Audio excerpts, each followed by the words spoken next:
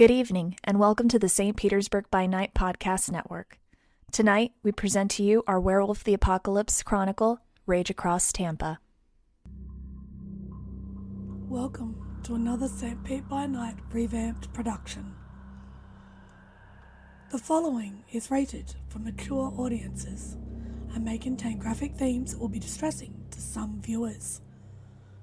As always, we recommend you ensure the safety and well-being of yourself and those around you at all times. Viewer discretion is advised.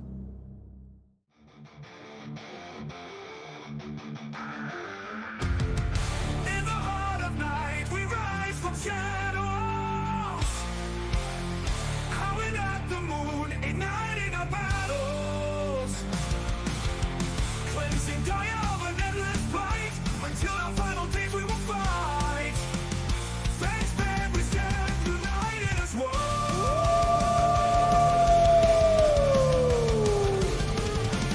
Evil spirits lurking with horror and dread.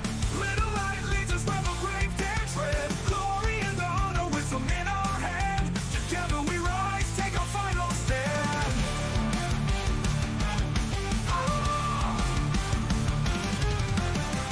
Everywhere we run, the wind is at our back. All the warring forces we will track. From the depths of the ocean to the clouds in the sky, vampires tremble as we learn to fight. Rage across Tampa, in this fight we'll stay. Evil spirits lurking with horror and dread. Little light leads us where the brave dare tread. Glory and honor, wisdom in our hand. Together we rise, take our final stand.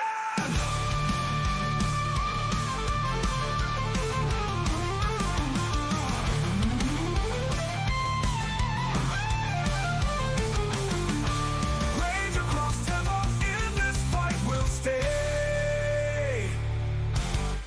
Everywhere with the pack, let the night be our guide.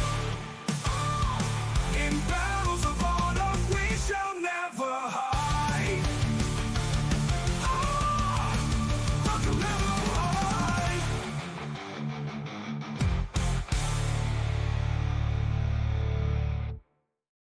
Good evening and welcome to the St. Pete by Night Entertainment Network. St. Petersburg by Night is an online World of Darkness role-playing community based out of St. Petersburg, Florida. My name is Kent, also known as Kent on all social media, and I will be your storyteller tonight. And it's Tuesday night, and you know what that means. It's time for Rage Across Tampa, our Werewolf the Apocalypse 5th edition chronicle set in the city of Tampa Bay, Florida, where a sept of Guru are attempting to combat the forces of the worm, both physical and spiritual.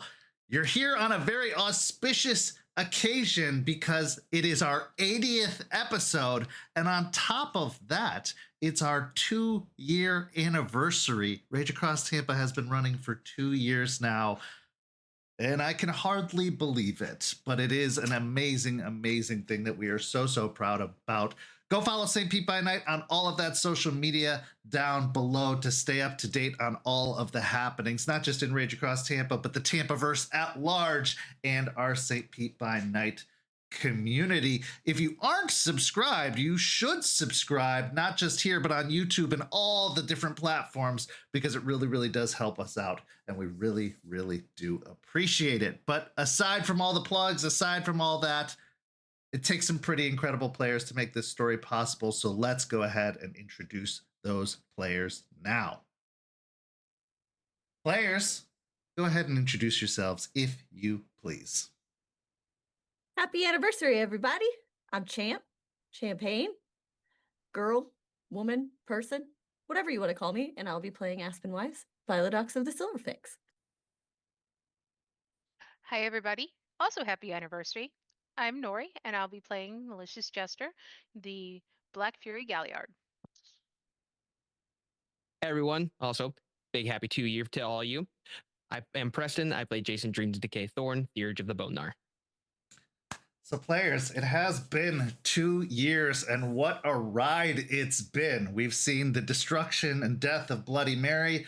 We've seen the recapturing of the Tampa territories, and now we see you combating against a subsidiary of Pentex based out of Piney Point. How are we going to top ourselves going forward over the next 2 years? You'll just have to stay tuned to find out. But that being said, let's get caught up on everything that happened. Last week, Jester and Charles went to scout out Gatorland to see what they were up against, see what kind of security measures the facility had as they are trying to fulfill a mission for She Who Shines, the Mokale neighbor of the Sept, who is trying to stay on peaceful terms with the Sept, but this will definitely help make a huge leap forward in gaining another ally for the Sept. We also saw Aspen welcome Larry to the Sept officially as he arrived at the cairn and asked some questions about what it was to be a Phylodox, all about tribe spirits and the whole gamut of information that a new guru would need to know. And based off of what it seemed, based off of the dreams he was having, it looks like Gorgon has claimed him and that he is going to be a Black Fury once the official, indoctrination or joining has happened. Then we saw Jace have a little hangout with the Ratkin known as Skeeter, as well as the rest of the gang, Ali and Dodger and Maylin, who has taken a very, very special interest in Jace.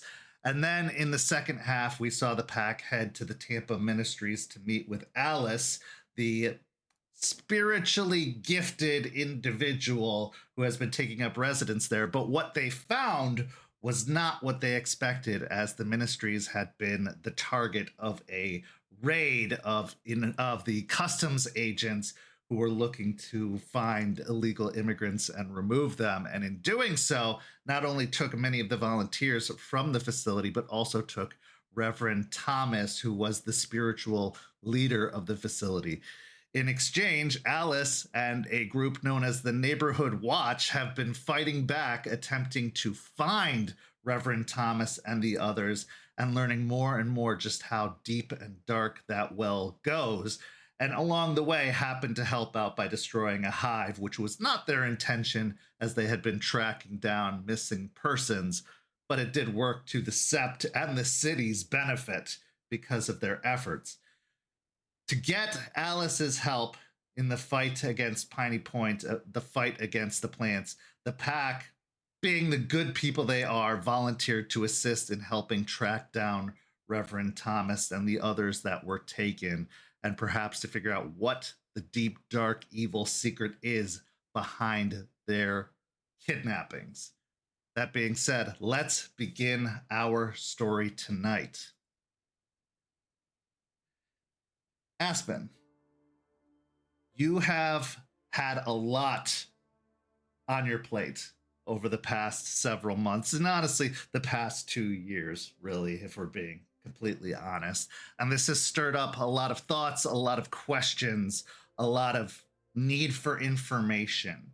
And while you have had a lot of resources, like Charles, like the other Sept members, like Matthias and Anna Pelfrey, the best source of information, at least in the minds of all Silverfangs, is their patron, Falcon. For Falcon sees into the distance, sees the path ahead, possibly better than anyone else you could make contact with.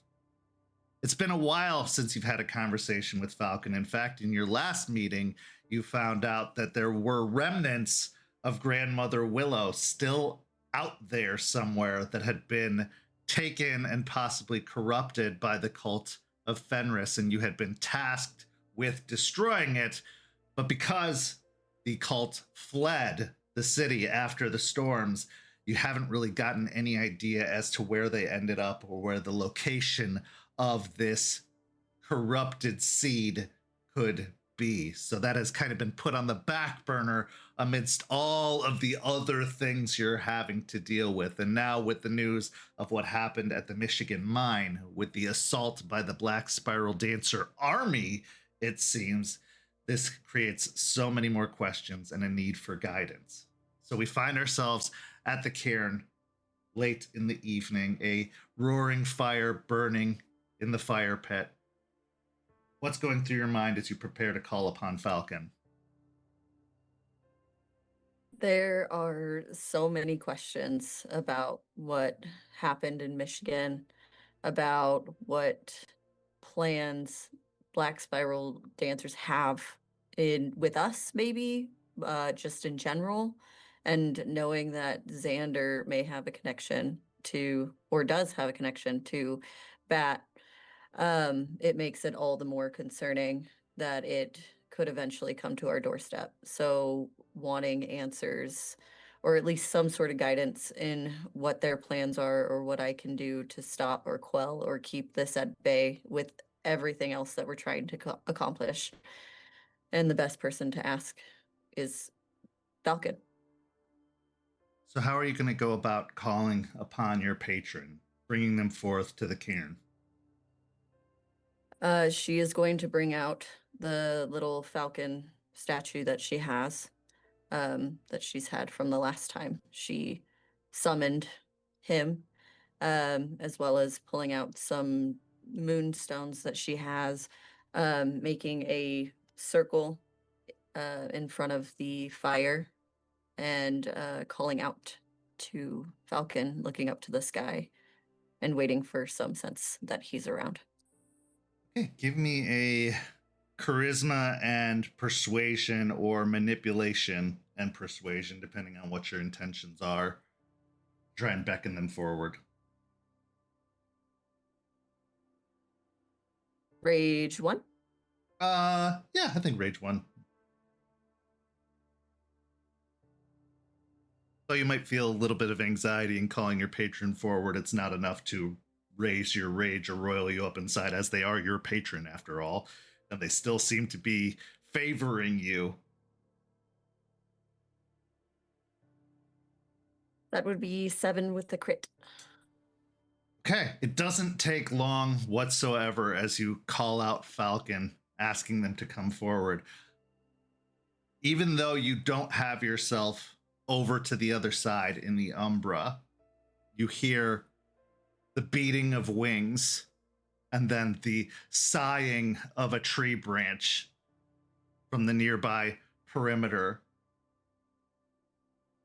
A few moments later, the wings beat once more, and you see the raven, or the falcon, settle on the other side of the fire. Dark black eyes reflecting the firelight, looking back at you.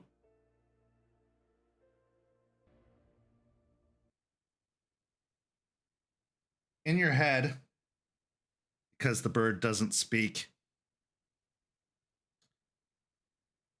what is it, my child? You have questions? So many. And she'll slightly bow her head. I had a lot going on as of recent. And there's a threat at all of our doorsteps, I think. And I just need more perspective, I guess, with everything, but that would be a really long conversation. But at least potential of spirals.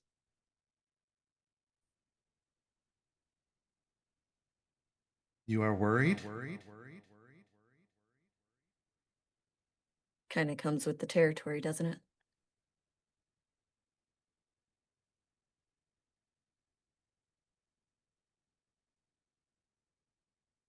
Then ask.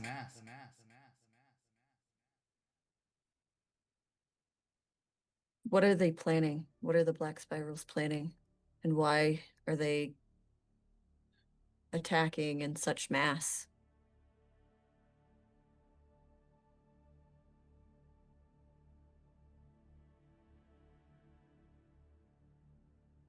As the cracks formed, the plan began.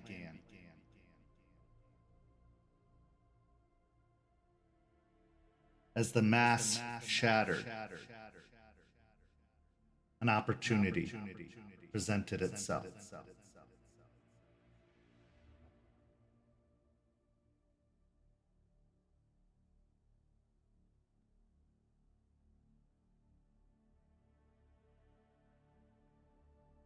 The apocalypse is upon us,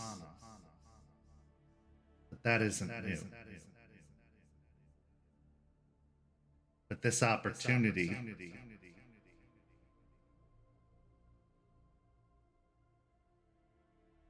is a chance for revenge,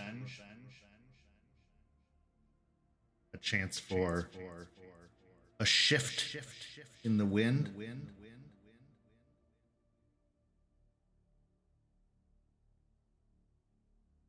They seek what they have always sought: utter annihilation.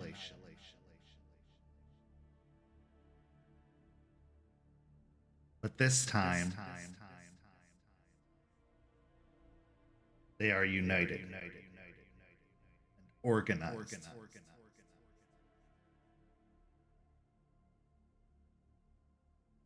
Why now? If not now, when? The nation has never been weaker than it is now.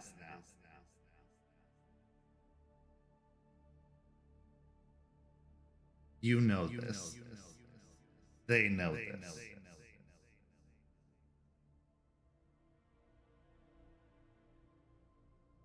The moves have already been happening.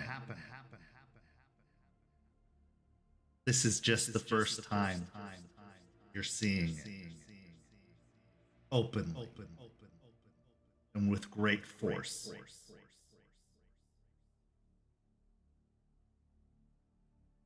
So they've attacked others before? I mean, in this way. Smaller, but yes. Even this place.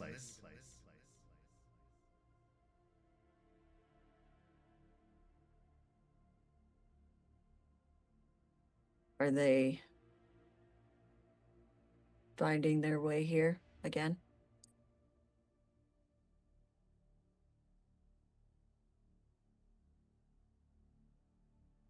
Like a cancer, they will spread.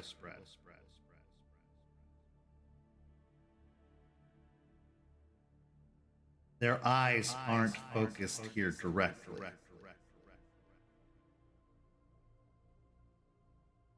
But if they aren't stopped,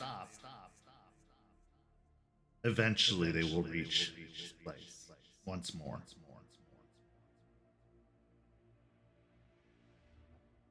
How do we stop it?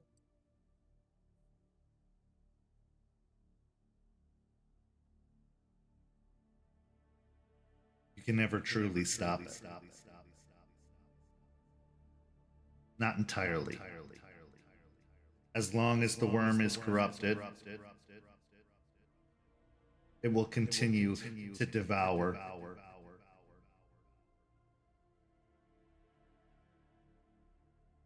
But this particular threat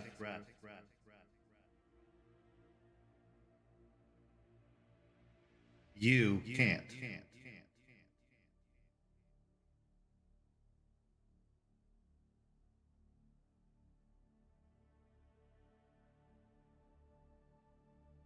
Why not?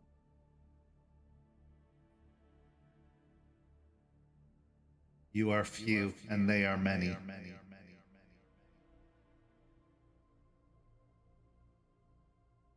They are united. If we could get more, if we could find others. If. That's the question. If. Theoretical at best. For the cracks run deep. The divide is great and continues to grow. You know this. They know this. and they will do everything they can to keep that division, to allow the cracks to go further, to spread, to shatter.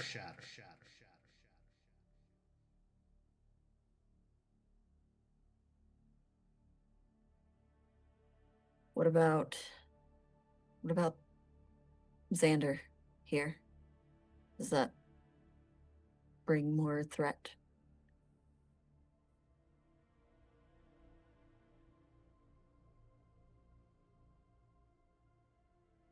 Wherever there are servants of the worm, there is threat.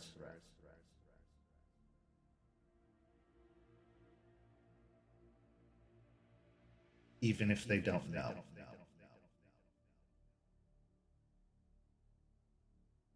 But this one is peculiar. An anomaly. What once was gone returns in a way no one could have foreseen, not even I.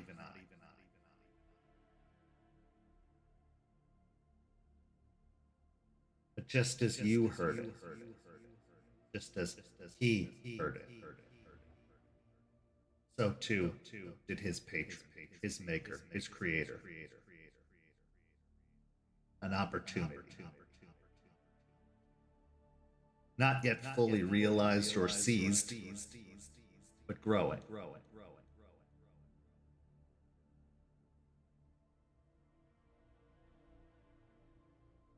How do we stop it? How do we stop it from taking control?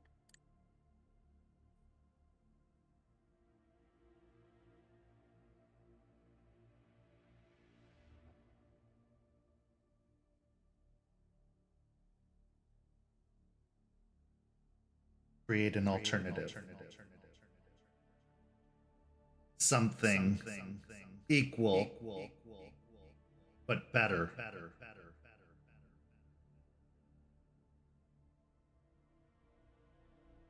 They are fighting over his very soul.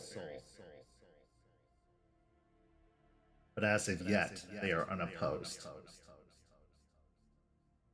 Not on the same plane or level as they are.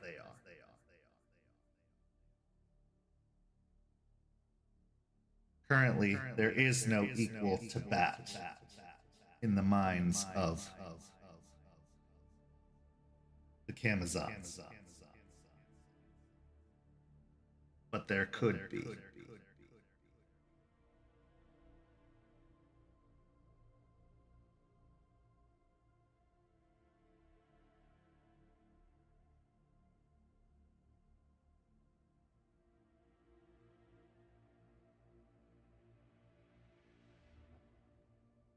How do we find it?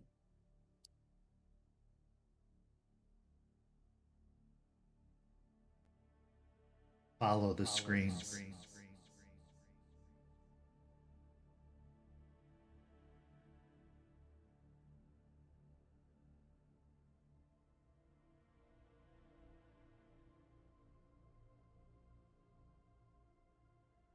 You don't think he's a threat to this place right now? He's most certainly a threat to this place right now. But how much of a threat varies. Day to day, hour to hour, minute to minute. He's fighting a losing battle, but he's still fighting.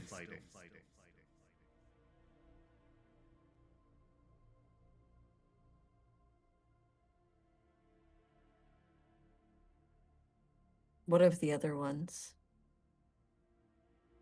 I know, being one of yours, it's kind of our role to outweigh the pros and the cons and motivate and lead. With all of the Farah coming here because of this place. What, I guess, Am I doing the right thing?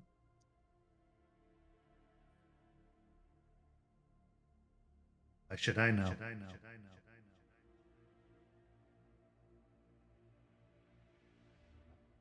Do you think I'm doing the right thing? Do you?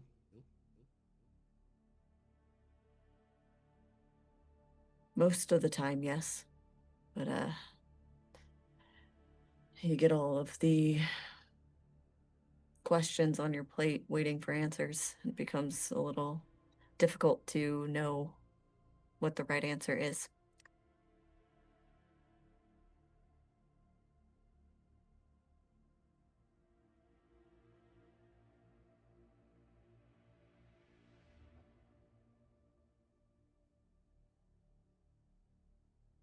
You don't need all of the answers to do the right thing. If you know it's right. If you know it in your mind and in your heart, it is certainly right. It's when those two come into conflict that is where confusion arises. That's where contradiction lives.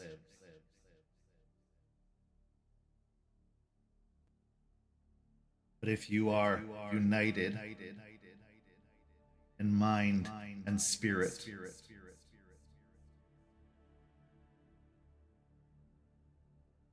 how can it be wrong?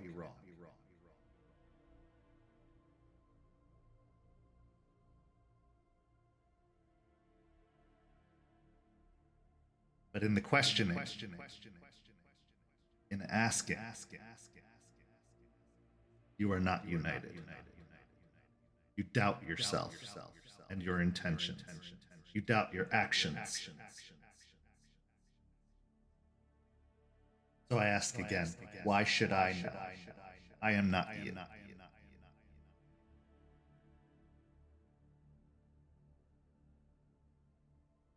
Fair enough, I guess. You make excellent points. Just, sometimes a little guidance is helpful. But you did, in your own way. Kind of gotten used to this back and forth at this point.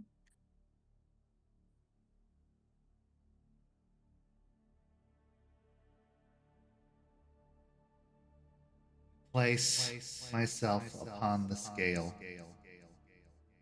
to take away accountability for your actions, is to relieve you of the burden of leadership. That is something I cannot do, for it is yours.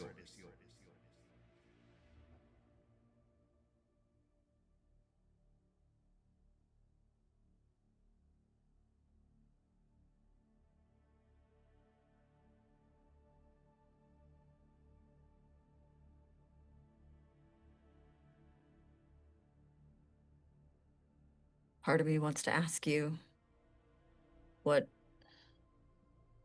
would be the bigger detriment? Because I have people here that don't want this alliance with the leeches, want to move away from that. I have others that have quietly resigned themselves to the fact that that's how that's supposed to be, and others at certain times thinking it's a terrible idea and I'm making a huge mistake. I want to ask what would be a bigger detriment is to make this alliance knowing that they have caused problems here and to Gaia, or to take out the threats now and I guess see it as it comes.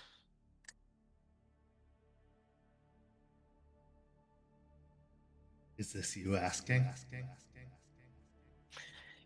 I just feel like I'm going to get another what do you think? And do you think you're making the right decision? And so it seems a bit of a moot point at this point.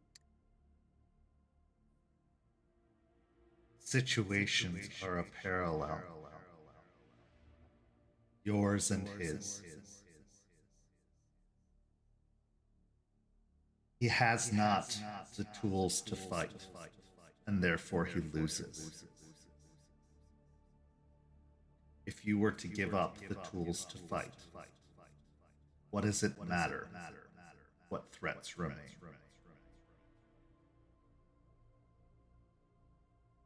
Pride. Pride is what keeps them unwilling.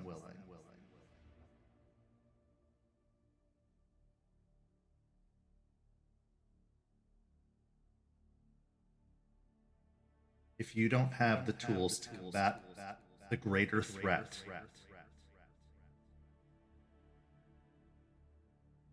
what does it matter? You will lose. Not immediately, eventually.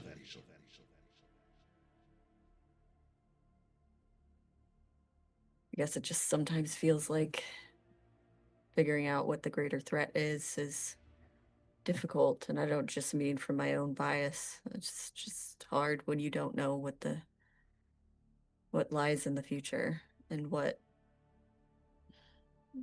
the lesser of two evils really is when you haven't seen it at its peak.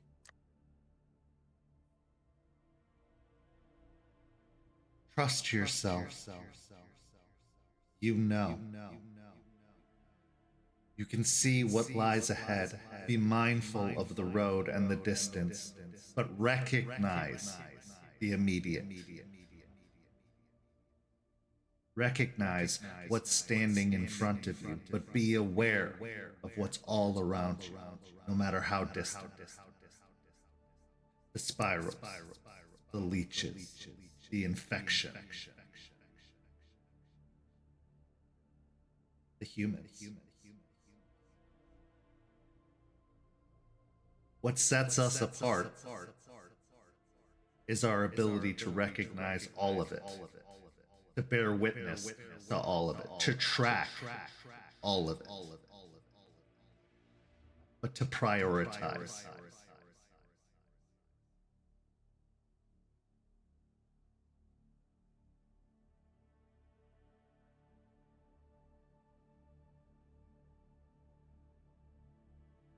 Okay, I think I can do that, even with what feels like 1,000 things to figure out which to prioritize. Seems like a daunting task most of the time. Do you?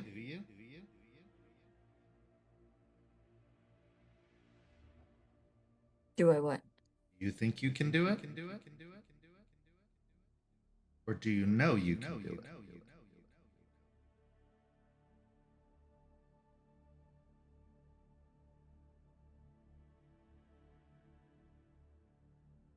I think I can do it. I don't know much of anything, but I think that I was the one given the responsibility by people that I care about and trust more than anything. And if they trust me, then I can't deny them that. You know more than you think. You know more than you're aware of. But in your effort to be amenable, to be liked, to be respected, you silence that knowledge. You hide from it behind the opinions of others. But you know, because that is the gift we bear.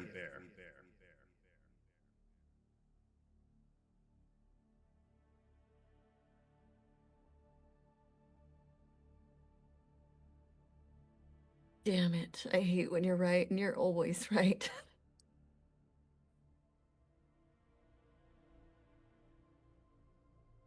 You know, will I could have have had to a rat. choose.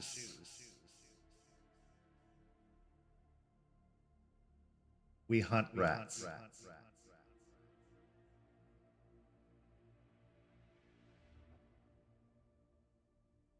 Fair enough. You will have to choose. As you have chosen before.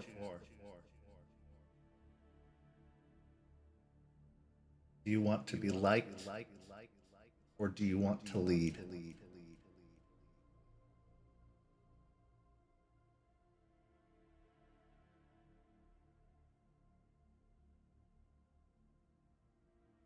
I have to lead.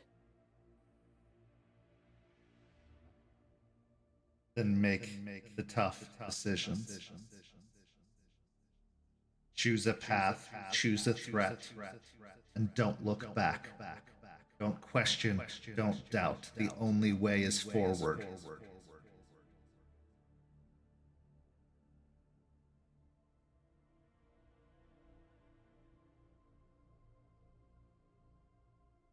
Okay.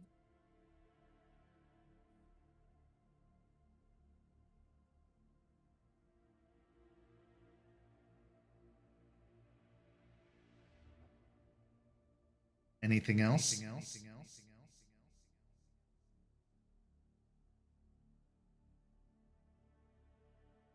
So many questions.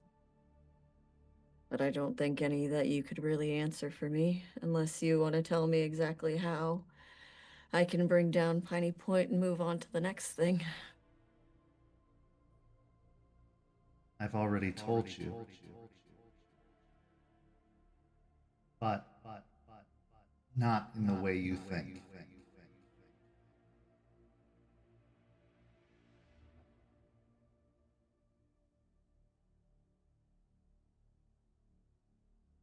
Dwell on the spiral. How have they been more successful this time?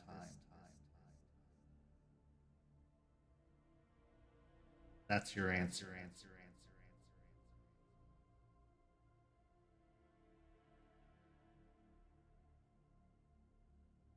So unifying here and dividing there? Yes. Many pieces are coming together. Some may call it coincidence. Others may call it fate. We call it strategy.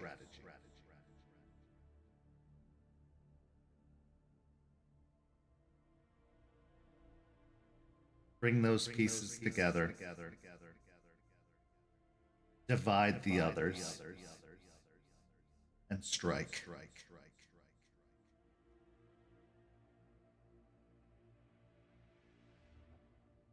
I can do that.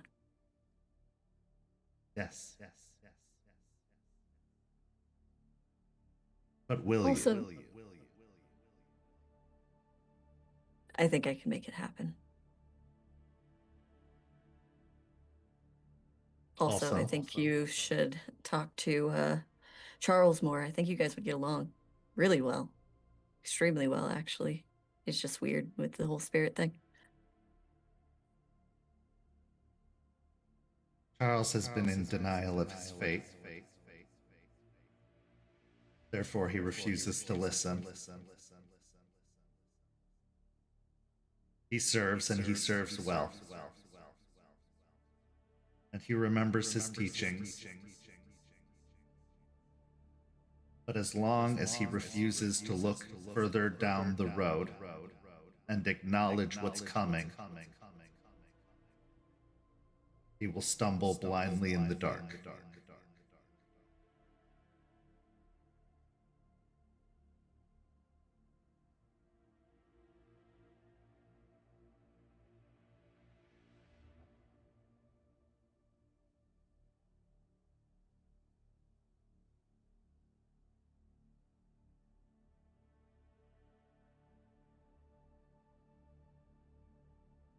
Okay.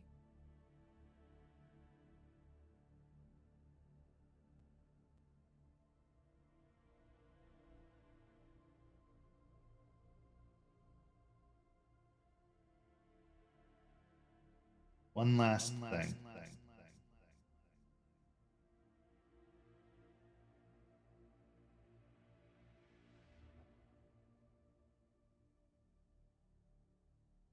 Beware the sibling.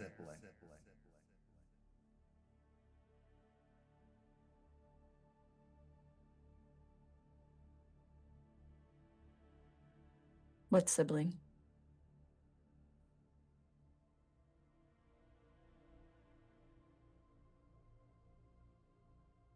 Falcon just stares at you.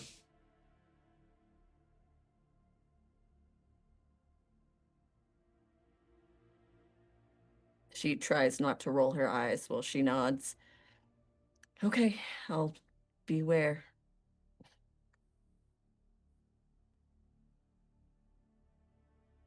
The bird hops its way around the fire and then up onto the table, reaches down and takes one of the moonstones in its beak, cocks its head at you, and then bobs up and down a few times before spreading its wings and taking off into the sky.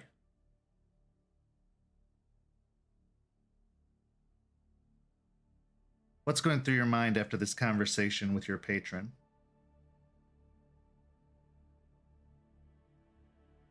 I think what really needed to be heard in all of that was to trust not just herself, but her instincts, where she thinks she needs to go, what she thinks she needs to do, and trusting that side of herself more, because it's very easy to question with everything happening, but knowing that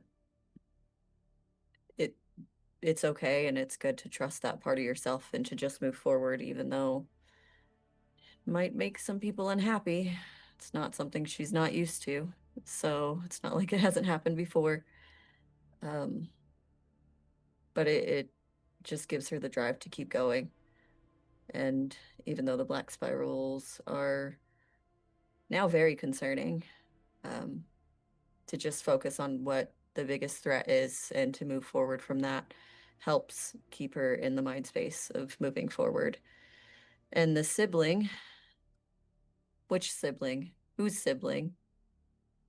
Is it Juniper? Is it Jester? Is it some other sibling I don't know about? What sibling? Whose sibling? When sibling?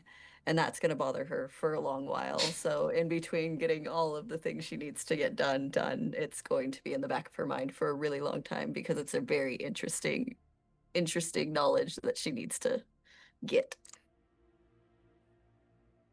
Spirits, however wise they may be, cause so much confusion, so much chaos, so much uncertainty. It's a wonder the Guru have any chance of winning if that is their strongest ally. With that, we transition to our next scene. Jace, you find yourself at the apartment of Aspen and Artie, sat once more upon the couch that you once called a bed for a while. Around you, you can see that there are several boxes, as if they've been packing. Several of the decorations, several of the appliances have been packed up and put away into boxes. One of the things that remains, however, is the entire bank of monitors and the computer that Artie sits at, tapping viciously, voraciously.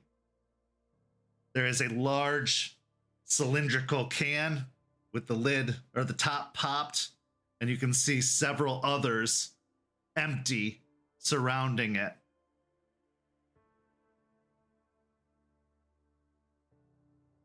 Okay, so based off of what you said, what Skeeter? Really? Skeeter? Like mosquito? Yeah. Yeah, there's a Skeeter, a Dodger, an Ollie, and a Malin. Those are the ones I've met so far. Great. Let me know when Fagin comes around. You got it. Good movie. Better book. True. Okay, so based off of what you're telling me, I do see a lot of activity in the financial district. It seems that one of the major investment firms has been seeing a lot of transactions, mostly withdrawals. But there is also a large transfer going to an unknown entity overseas, obviously a shell corporation, but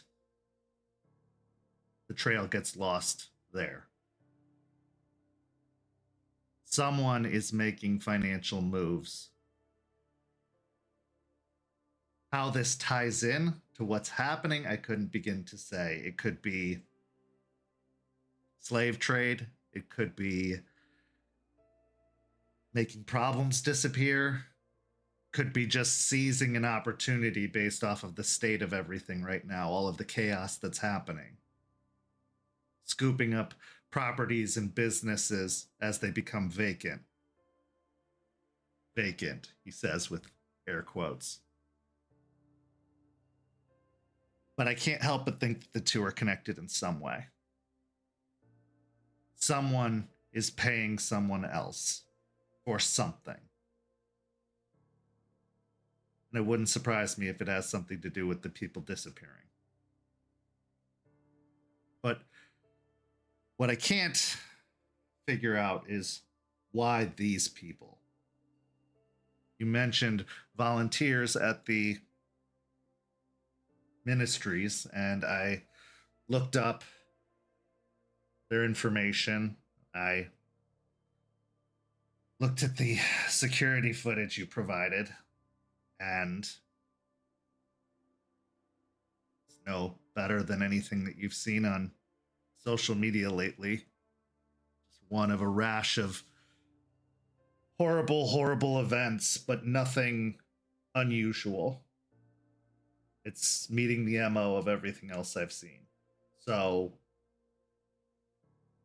whatever this evil is that Alice says she thinks is involved, it's not happening at the event itself, at the abductions. It's happening somewhere else, behind the scenes.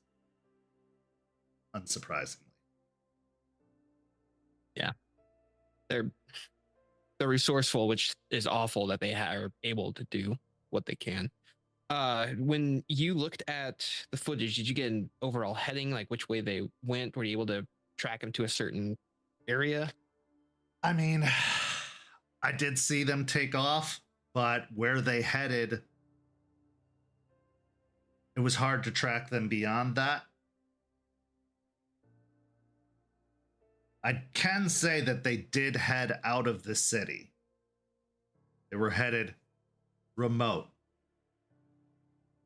So I would say wherever you're looking, it's not going to be in the immediate vicinity, but it's likely also not going to be that far. Could be that they headed south towards the camp. But you're going to have a hard time getting there. You can't really just run in there and start liberating people. A lot of people have tried, and they even haven't been successful themselves. They're not us, but I'm not wanting to suggest that because enough overall push for that, someone might eventually say yes. And yeah, that'd be Also a lot of attention. A lot. Yeah, the way Skeeter described it to me, it's mostly money that's being moved around. There hasn't been any people he hadn't seen foot traffic at all. It's more of just these drops that are happening, and that's it. As far as people, nothing. So we know that they're taking the people, but we don't know what they're doing with them. Correct. and you're saying there's offshore things going on. Where, like, we talking cross sea, like offshore, like continent different? Switzerland. Oh, sweet. Okay. But plenty of organizations are going to have offshore bank accounts for financial transactions. I mean, that's not, could be Pentex, could be the leeches, could be, it's standard practice in the high financial district. They're moving money that they want to disappear, or at least whoever it's going to doesn't want it tracked or traced. But that also means there's a big power player doing something. And where's the surprise? There's plenty of power players moving into this area, it seems, but this is something else. I decided to expand my search and look around the city as to what could be the meaning. Well, they're still having a food shortage.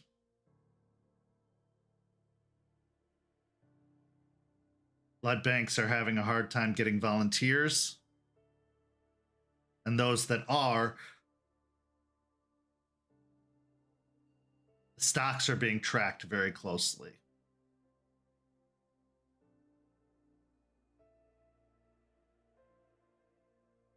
I'll get up from the couch, trying to step over all the boxes. And Artie, if we were to create a hiccup, are we able to try and apprehend the money being moved? That could cause them to try and fix the overall issue. If you create that lapse, would you then be able to track it a little bit easier? Because then they're going to have to recover if you stop a transaction from happening. Could potentially misdirect the funds, have them go elsewhere, make it look like a bank error, or it's going to be risky, because depending on who they're dealing with, they likely have pretty solid transactional security and they will notice interference. But I can try. Yeah, you're Arthur fucking Garfield. They don't have you, we do. So get the click clack and make sure put like one of the little bug things in there or something, so they end up moving it. Track the bitch. Okay, I can do that, or at least I can try to. I base all of this off of like 80s films, so I'm really just talking out my ass here, but yeah, it'd be nice if computers worked the way that they showed them in films. Anybody could do it at that point. Okay, so while I'm working on that, what are you gonna do? Well, while you're doing that, first you want to explain that, point back over to like the living room. Yeah. Well, considering everything that's happened lately with boundaries being drawn, truces, the like, Aspen thought it was best that we move maybe a little bit more remote, maybe closer to the cairn. Nothing too distant or crazy, but we could use a little bit more space, both physically and emotionally, logistically, from the threats. We're so close to the downtown area and everything, and while it's nice to have eyes on them, it's also nice to get a full night's sleep. But you're a city dweller like me. Oh, You gonna be I hate it. Okay. This is not my favorite choice, but it makes sense strategically. And actually, if anything, it'll provide me a base to go back to close to the cairn that I can breathe again. And it's not too remote. It's just more towards the outskirts, north side. Okay. All right. Because I know how much I didn't like being there. Like, I love the cairn. I really do. And being a theater, I thrive being there. I really do. but you get it better than almost anyone. The city is where it's at. It's where everything happens. It's the heartbeat of the Weaver, that's for sure. And if we're going to root out worm activity, it's good to keep your fingers on the pulse of the city, especially with leeches and pentex and all the like. But it also means having to watch your back a lot, and I get that. I just I don't know, I've lived here a long time, and it was a nice refuge, a nice hiding spot, but that's when there weren't any other guru around, so things Now there's a change. few. And Aspen always is interested in the future, focused on the future, and my future's with her wherever it goes. So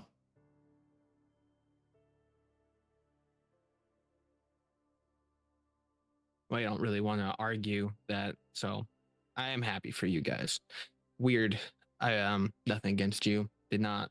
If I would have saw you guys walking next to each other, would not put you two together. oh, you should have seen me before. Really? Yeah, it was it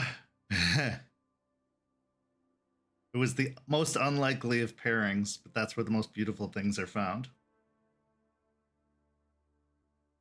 Speaking of which, what's this I hear about you having a secret admirer or not so secret? How'd you hear about that? We both know the city, and I helped set up your security.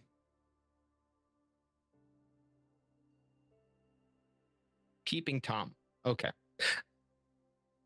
Consider it concerned guardian. Voyeurism is what it's called, but sure. All right, let's not get gross. Yeah. I don't know. It's kind of caught me by surprise too. I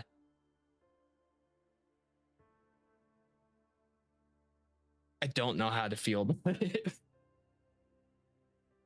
Makes sense. It's probably comforting and also uncomfortable to have relations nearby, even if they aren't direct. You saw the eyes she was making, right? She's young. And you're a looker. Yeah, but it looked like she wanted to eat me, and not like the fun like eat me. Yeah, you should see the way Jester looks at Charles sometimes. I get it. It's very predatory. Curiosity, yes, but you know what? I'm good. But the overall relations with the Ratkin are going well, so I will continue to play my part with that in order to keep getting the information they're giving is good. And so if I have to play the part as eye candy in order to keep the intel rolling, I will. Well, let me know if you're looking for any wardrobe suggestions or anything. I've discovered style in the past year, so, I'd be happy to help you out. You call that style? Call that style? This is grunge, and apparently it works. I guess you got Aspen. I don't know. Listen, I got the whole sexy dark professor thing going on. Is that what you're calling it? Not the quirky kid that sits on the bench by themselves eating the peanut butter sandwich, just peanut butter? No, that was my previous look. Oh, okay. But in all seriousness, how are you with everything? I know there's a lot of distractions that are probably keeping you busy, but I also know that you lost a lot recently.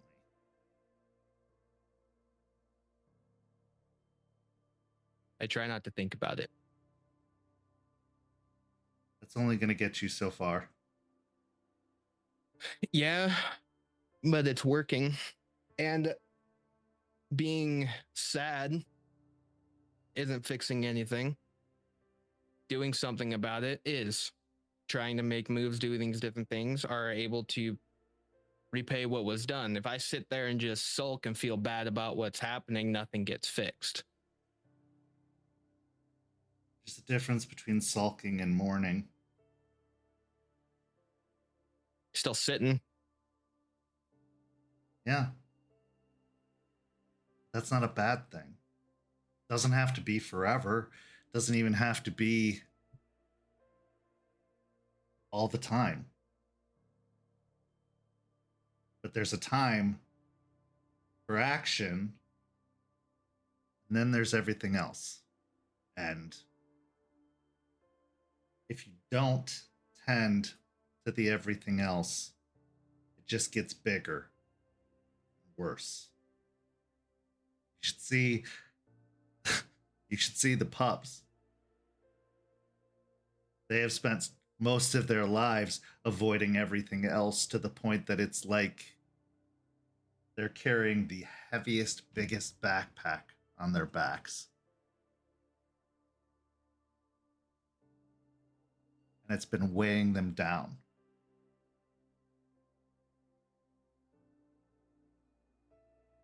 We're talking years of untended to issues.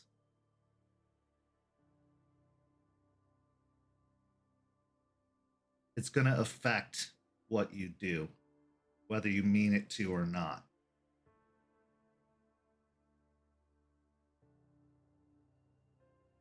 The purpose of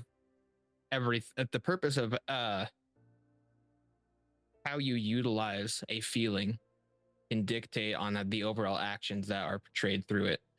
If you sit and sulk on it, yeah, it can weigh you down. If you don't, overall, I faced it. It sucks.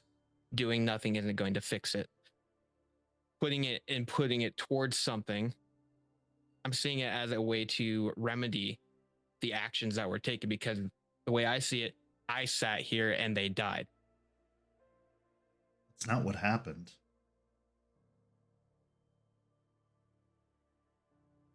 That's maybe what you're feeling right now, but that's not what happened. That's not what I saw. You were here fighting the exact same fight that we all fight.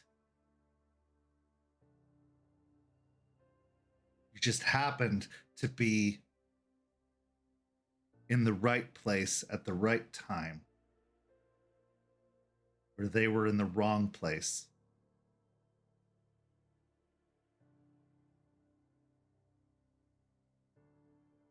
You weren't sitting anywhere, Jace. You can't just sit anywhere.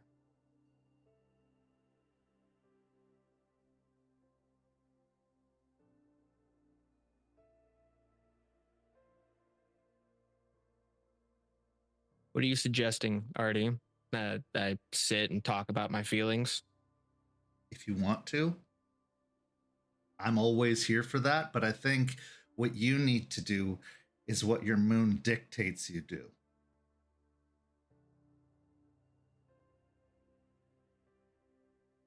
You need to say goodbye in the way that only you can.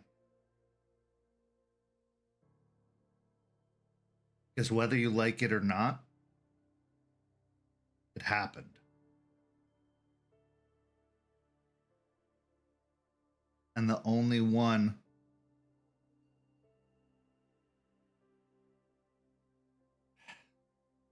way to accept that happening is to say what you're dreading saying.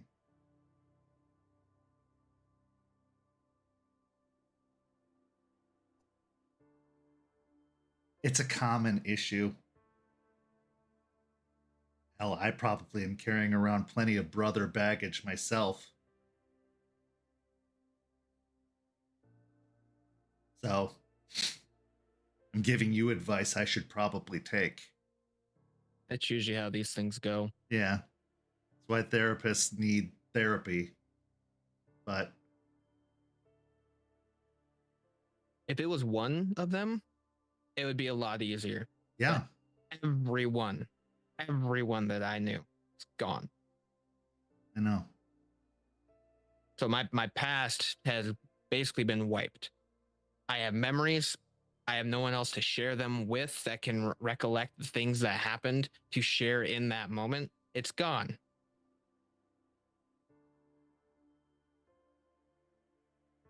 I'm going to ask you a question that's obvious, that you obviously have the answer to. Did you love them? Yes, Did you respect them?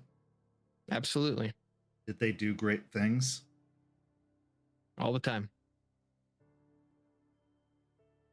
And from what I've heard, what I know about Guru culture, and you're going to have to follow up with Eliza on this, a part of them will remain as long as you are there to keep it going. Something having to do with ancestors. Jester has been really keen on that, but you can still connect with the impression that they've made. Our actions leave impressions in the Umbra. And while it's not truly us, supposedly, although in our case it's going to be a whole different ball of wax, they're still alive in a way as long as you continue to keep them alive. As long as you continue to tell the stories that you know.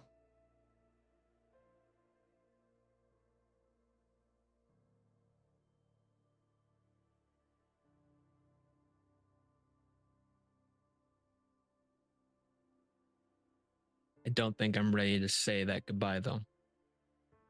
It's okay. I get it. Just work towards being ready, no matter how slow or long it takes. That's the direction you need to be looking in. That's the direction you need to be heading. Because any other direction that you go, all roads are either going to lead to you getting there or you joining them. Those are the only options. And trust me, we don't need you joining them anytime soon. We're still here for you. And your past isn't erased. Just like the past of the world isn't erased. Because you're here to still carry the torch, to carry the stories, to make sure it's not forgotten or erased.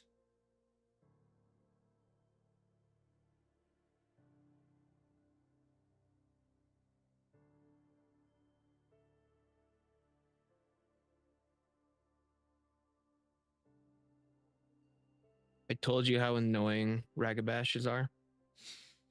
I mentioned that to you at all, that you guys fucking suck. We're an annoying breed. No, you're good at it, though. This is just coming from somebody who cares about you. This has nothing to do with auspices or my new job title or anything like that. I saw it happen with Aspen. I don't want to see it happen with you. Grief will consume you, no matter how hard you fight it. And it will affect and potentially destroy the things around you you still care about, if it's not seen to. Revenge will only get you so far.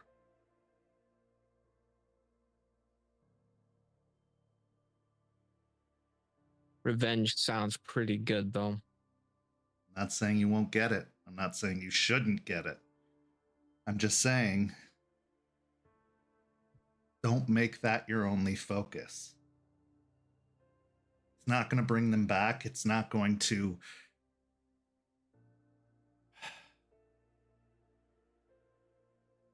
It's only going to help so much.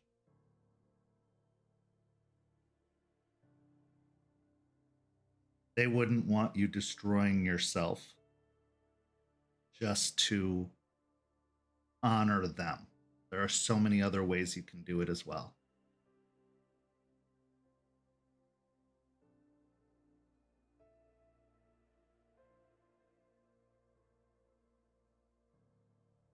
I will give it a shot. That's all I ask. And again, if you ever do have feelings that you don't want to bury down deep inside, or those that you want to dig up, I'm here. And I'd love to hear stories about them.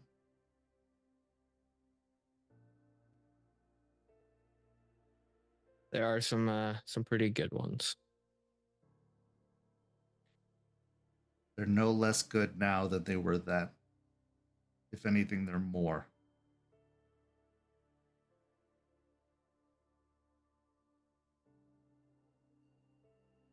You brought up brotherly advice. What do you mean by that?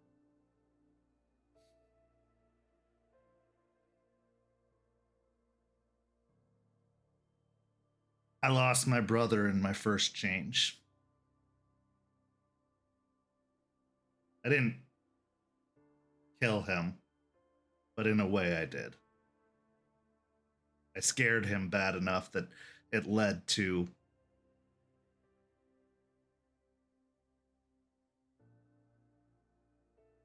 him dying. And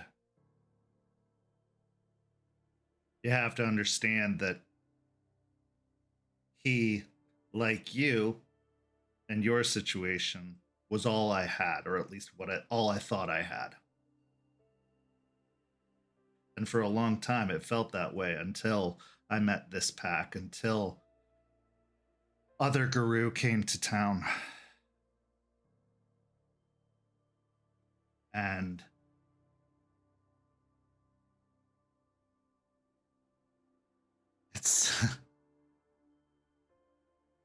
it's taken time to realize that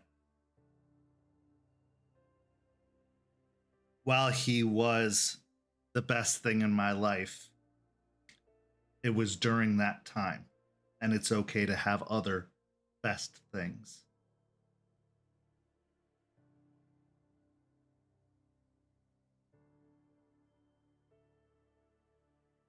I have a lot of great things now. In the change? No, you said during the time he was all you had? Yeah, my mother had passed away, and I was the caretaker of both of us. I had been for a while before that, but it kind of became official when she was gone. And yeah, it was the two of us against the world.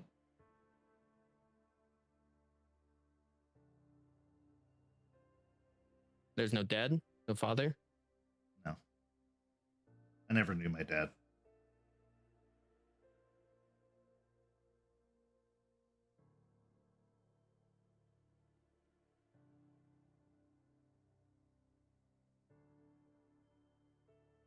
Do you want to meet him?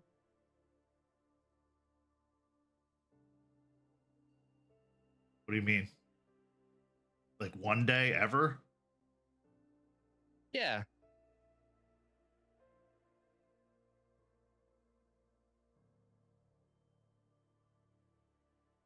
I don't know. I never really thought about it. If anything, I'd be afraid of what I would do.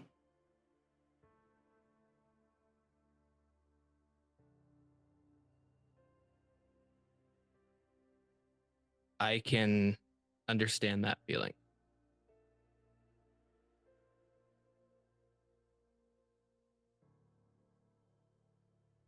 Artie, you know how I was in Tampa for a while before coming to talk to any of you guys? Yeah. Just kind of understanding the city, getting to know things. I also kind of picked up some tabs on everyone. I'd expect nothing less. With that being said, I know about your disdain for chickens because of what happened. Long before even moving in with you, I knew that you hate chicken. Also, now it is completely up to you. But if you wanted to meet your dad, or at least know where he's at, he's not too far.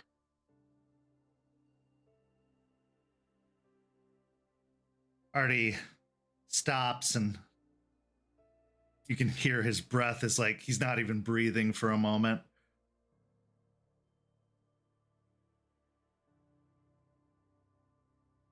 That's a big one. Well, you just helped me with something, so, and dropped some heavy knowledge, so I thought I'd reciprocate. I will need some time to think on that, but I will keep it in mind. There's a lot more pressing things to focus on. Absolutely. I never knew my parents. My memories are of a lot of parental figures that shouldn't be parents. But if I had a chance to talk to my parents and ask them different things to understand why their choices were made, now that might be my wanting to know, my eagerness for knowledge. But I would want to talk to them.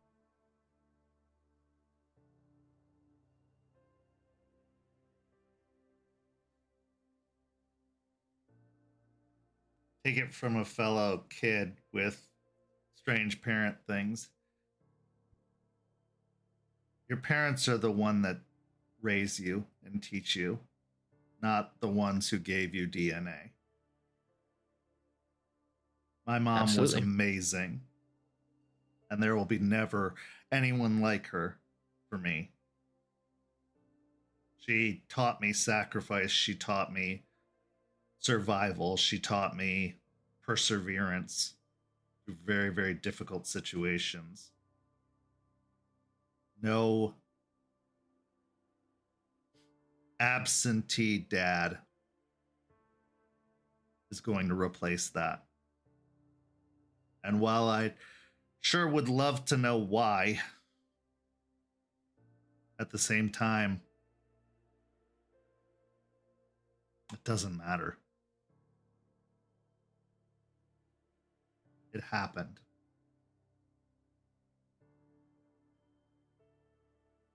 You turned out great. That's Hey, look at you now. That style no, aside, I know. you have a Style nice big old aside. cushy job. You're engaged. I get things are looking up. Things are awesome for you. Oh, I know, and I don't regret a single one of them. I am grateful and consider myself extremely lucky to have what I have. But so did you.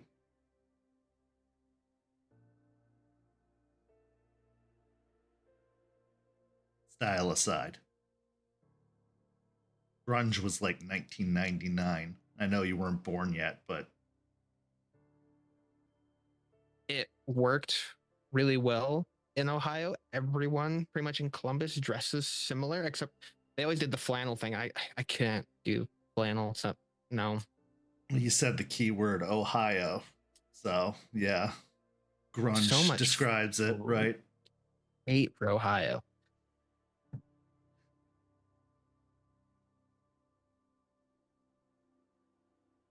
You turned out amazing. We are very lucky to have you here. And as alone as you might feel at the worst of times, don't forget we're here and we care. We care very much. And you're not actually alone.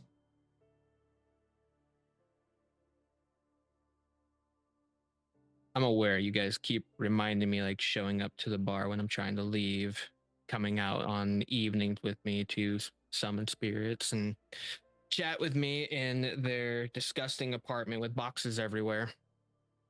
Disgusting. Again, you should have seen it before she moved in. We have throw pillows. Yeah, they're uncomfortable. Why the sequence? I can't speak to that, but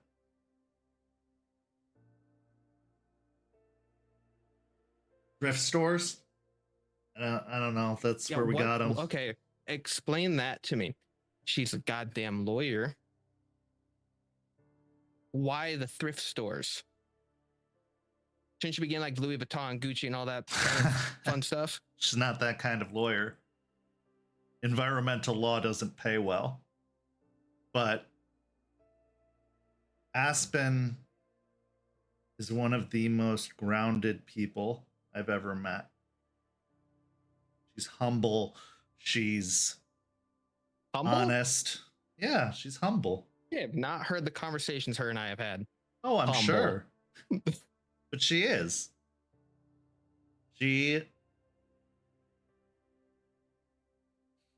I think sometimes she doesn't value herself as much as she should.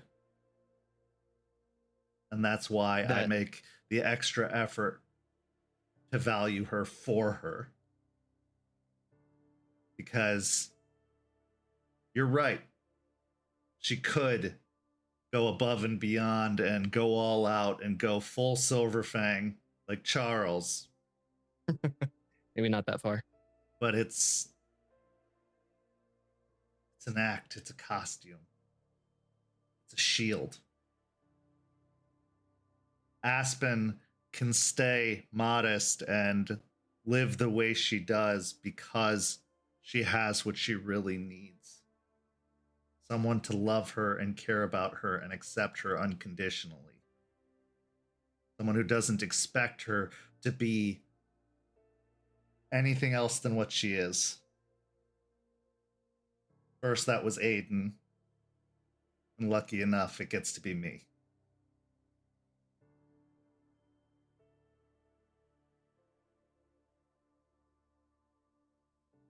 And she's lucky to have you.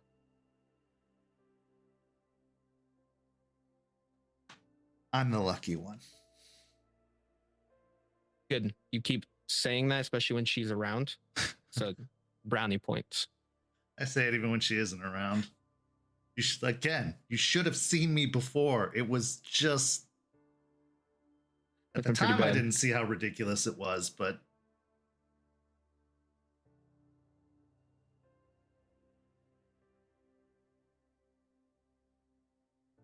I'll stop with all the therapy talk after this, because, again, we've got a lot of work to do, but don't shut off your heart. I'm not talking about going and betting a ratkin teenager, but I'm saying don't close yourself off because of what you've lost. They would never want that for you. You have a lot of people here who care about you and love you and want you to be happy. If you shut yourself off to them, you're ensuring that that doesn't happen.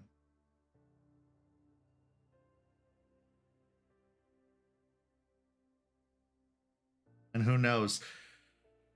Maybe some were-peacock or something will come into town and take a liking to you, and they'll be of appropriate age, and, you know, I don't know. Okay. I'm not saying I'm up to date on all of the changes. There better not be no fucking were-peacocks. I hope not also, but I'm just getting surprised more and more. I mean... Because the fucking dragon was enough. That okay? That was absurd. Yeah, but also now you're saying that there are fairies around, so I don't know anymore, man. I just, all bets are off. There could be a were pencil sitting on my desk. That'd be terrifying. What do you think its war form would be? maybe like a bigger pencil. A Sharpie. Ooh, permanent. Makes sense. A fine tip. Yeah. Yep. I'll talk to Eliza about it. See what her thoughts are on it. Love to hear her insight. And I'll tell her it was your idea if it goes poorly. Yeah, I'd love to see her eye roll to all of that. I'm sure she realizes how absurd that is, but okay. The Artie overall. Yeah. Thank you. Thank you. Thank you for being here when we needed you. Thank you for not going and running off, as hard as that may still be. And if I know you, like I know myself, you still have a bag ready. And that's not from spying. I have a bag ready.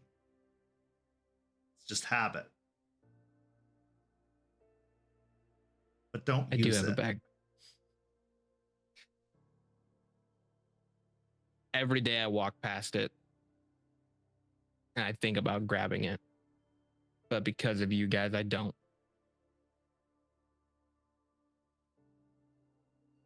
Now, enough of this cushy shit, okay?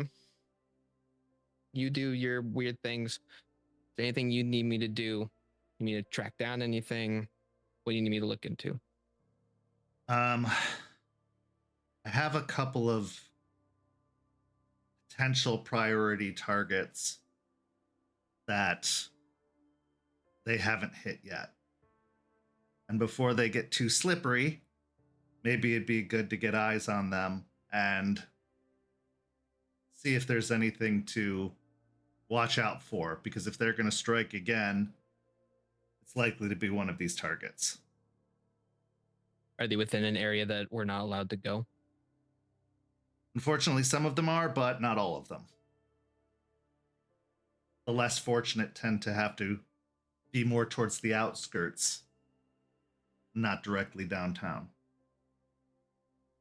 Well, I'll look at the outskirts and then I can reach out to Skeeter and his crew to do the ones in town. I'll send you a list as soon as I have it. Yeah. As the two of you get back to work for a little while longer before saying your goodbyes, what's going through your mind after this interaction with Artie?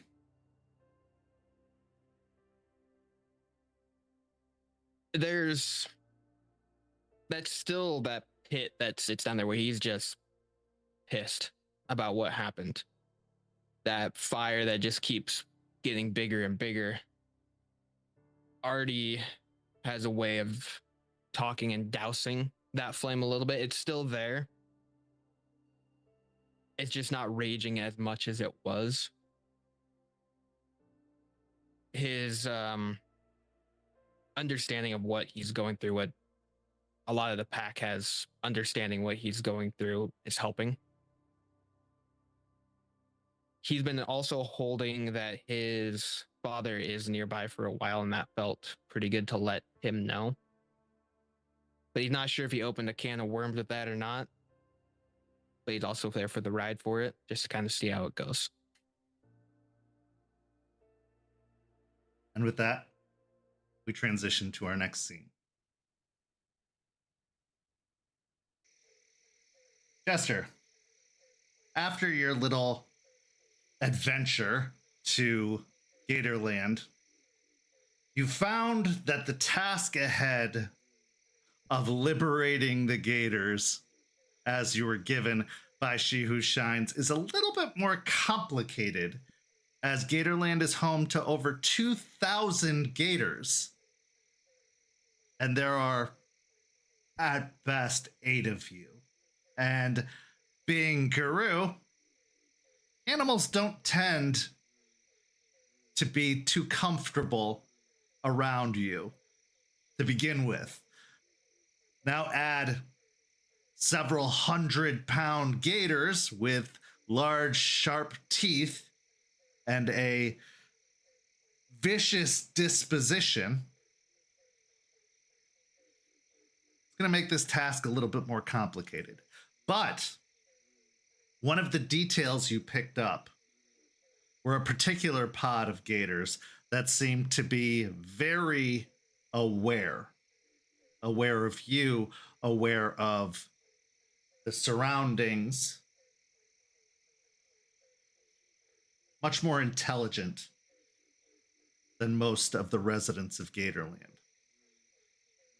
So, you seek clarification from She Who Shines, as she may not have been fully comprehending what she was asking you to do, or if she was, that just makes her a big fat jerk. An unwinnable situation. So, being the emissary to the Farah, as is now your title from Aspen, you head back to the swamp belonging to She Who Shines. Charles goes with you, unwilling to send you into that mosquito-infested dragon cave by yourself.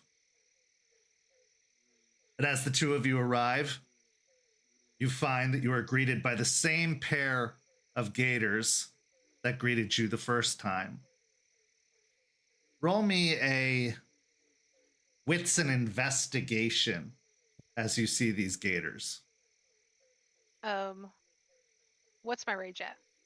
I would say you're probably at a rage 2 going into this situation, only because you know what she's capable of, and while you're not a completely unexpected guest, you are going into very dangerous territory. I got 2 successes. 2 successes. Looking at the gators, you can tell that they have a similar awareness to them. They're very focused. But one of the features that stands out now beyond that, since you already knew from your first interaction with them, is the coloring. The coloring of these particular gators matches that of the gators in Gatorland, the aware gators in Gatorland.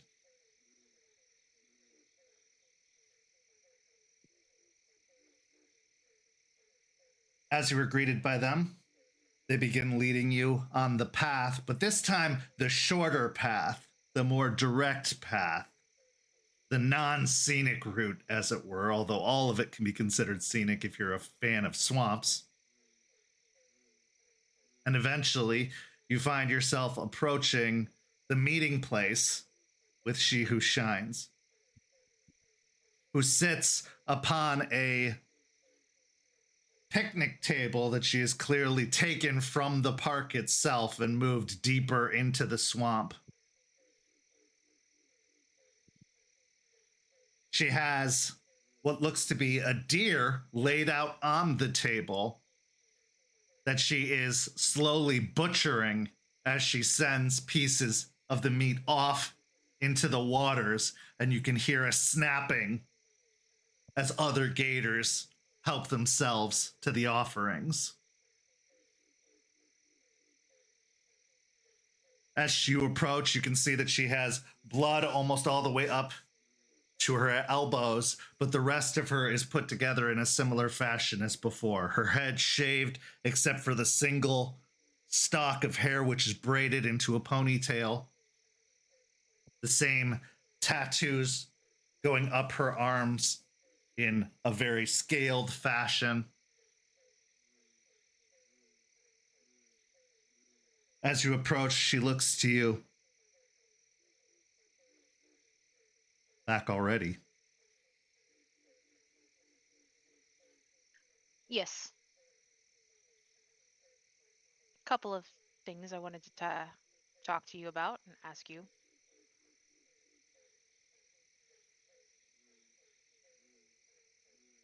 First off, would you like help?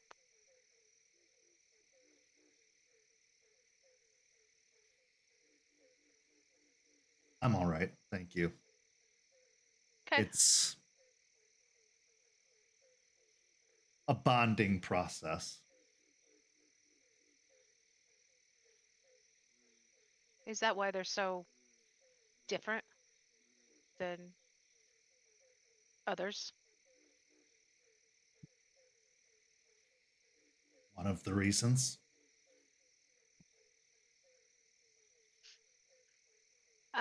I went to, well, we scouted Gatorland.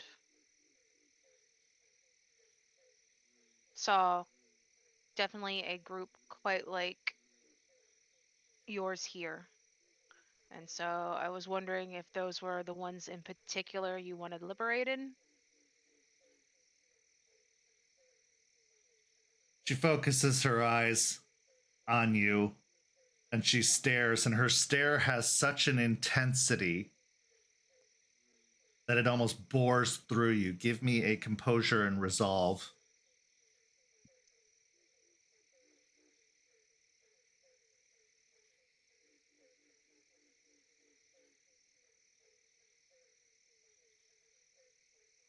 Uh, 2 successes. You find yourself a little bit shaken inside, but you manage to stand your ground.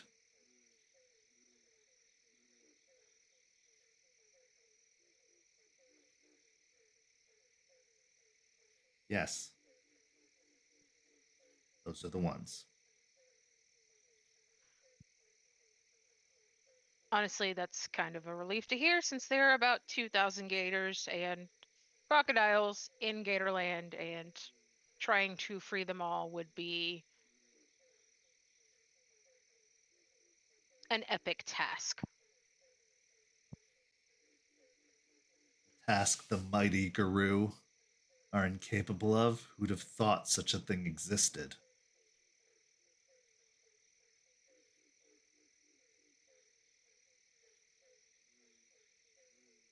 We're great at some things, but we're not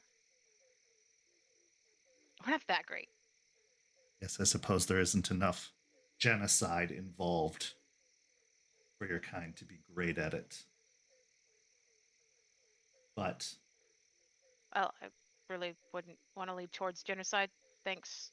Not really into that. Not my thing. I'm becoming more aware of that the more I get to know you. Ideally, I would say you liberate them all, but I know that is going to be no small feat and quite likely impossible. Some of them have become so docile and settled that it's very unlikely they would want to leave even with your insistence, and they would likely fight you to avoid leaving. That was one of the problems we came across. I mean, a lot of them have been hatched and raised there. It's all they know. And when something or someone is forced to leave all they know, they usually try to fight it, even if it is a bad situation. Yes. I won't ask that much of you. But it seems you've been able to identify the ones I want liberated. They have the same coloring as those, and they act similar. They are the equivalent to my nieces and nephews. I was born to a clutch, and they continued to have children. Well, those particular children, being adventurous and full of wanderlust, got themselves captured. Now they say it's to preserve them. And while that might be true, the facility isn't entirely terrible. It is keeping our kind safe, but they should be elsewhere. There is an obvious threat to them, and I don't know what it is.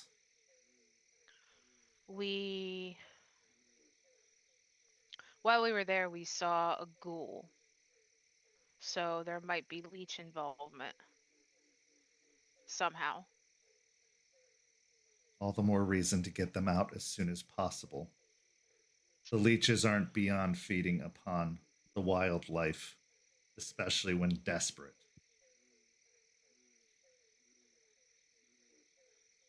Fair.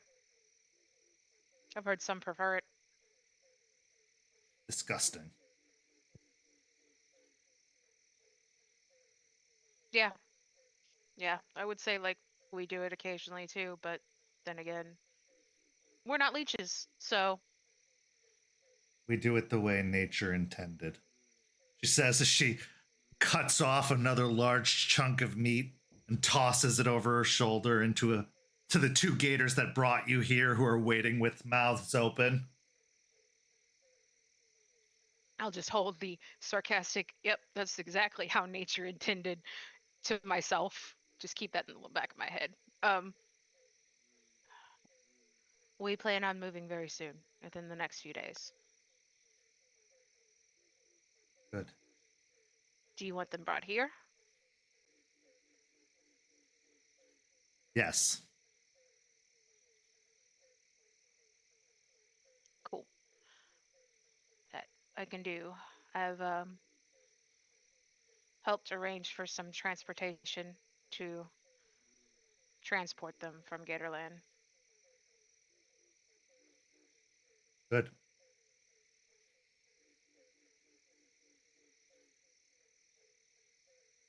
The other thing I wanted to talk to you about was we've heard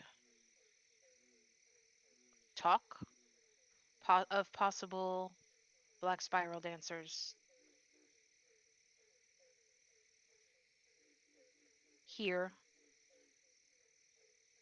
Of course, our source said they were visiting, so I don't know if they stayed, but there was an attack up north, a major attack in Michigan. So I wanted you to just have a heads up in case you come across any murderous Garu in the area. Any more murderous Garu in the area? Murderous and antagonistic towards you. We're trying not to be that. So far, you're doing an adequate job. Well, good. Glad to be adequate.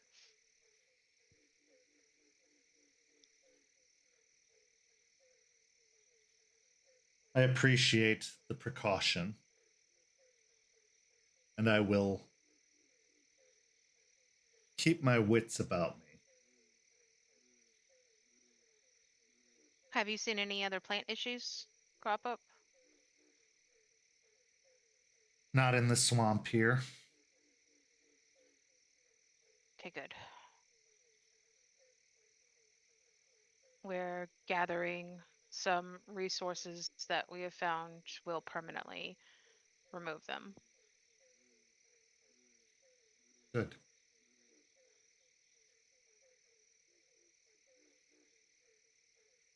I guess you should also keep an eye. We found some forms of the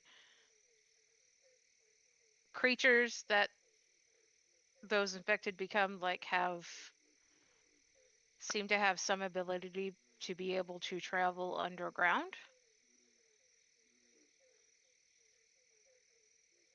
Interesting. They're evolving. Yeah.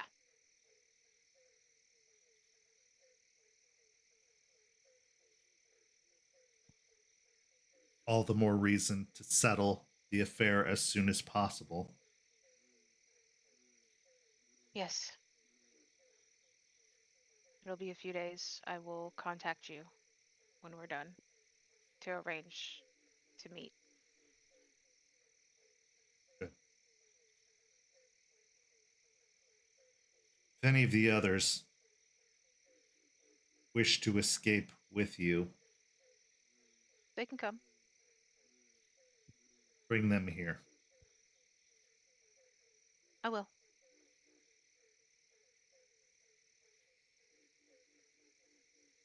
Without saying anything else, she turns back to the deer.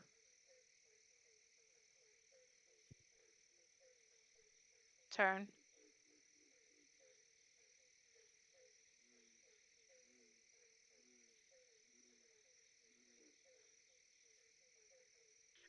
Pause for a moment.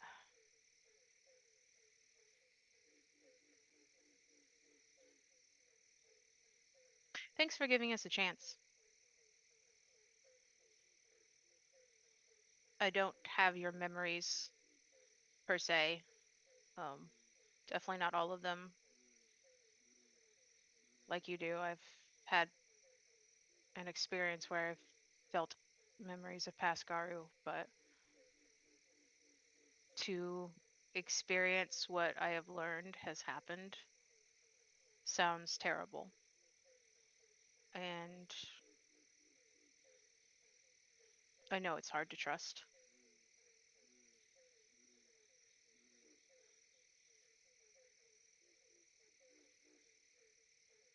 She stops for a moment before continuing butchering the deer and says, without turning to look at you, normally I wouldn't have. But what you have awakened stirs a memory deep inside. A memory of Guru unlike other Guru. If you're anything like them, you will have earned that trust. But if you're anything like the others, you will earn something else.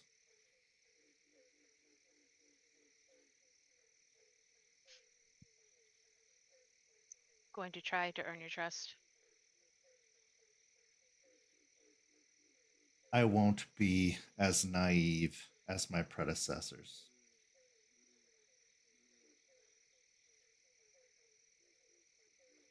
Don't be. We're not a monolith. We're not even close anymore.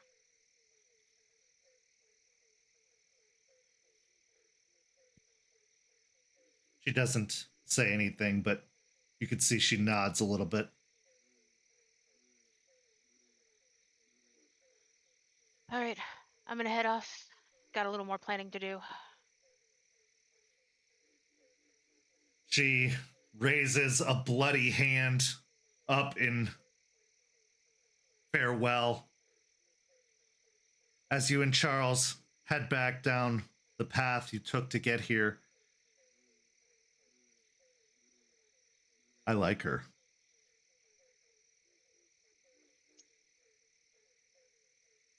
I can see it. I still want to fight her. I can see that too.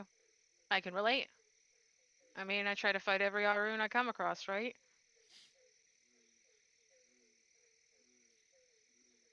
I think you have a chance with most of them. I'll hit you eventually. It's going to happen. I look forward to that day. Even if it is just a fantasy. Don't ruin it. The two of you return to the car. Your thoughts on what lies ahead, your thoughts on this mission. But what else are you thinking about?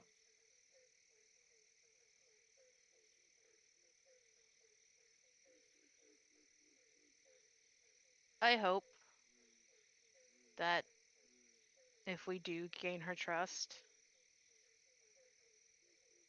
it doesn't get fucked up with all the bullshit politics that Garu go through. Yeah, we're concentrated on Vanessa and Piney Point, and it feels relatively isolated here because nobody really wants to come to Tampa. But if we start actually making this place, we have been, but if we do more to make this place safer and better, more will come, and that's when all the bullshit politics start.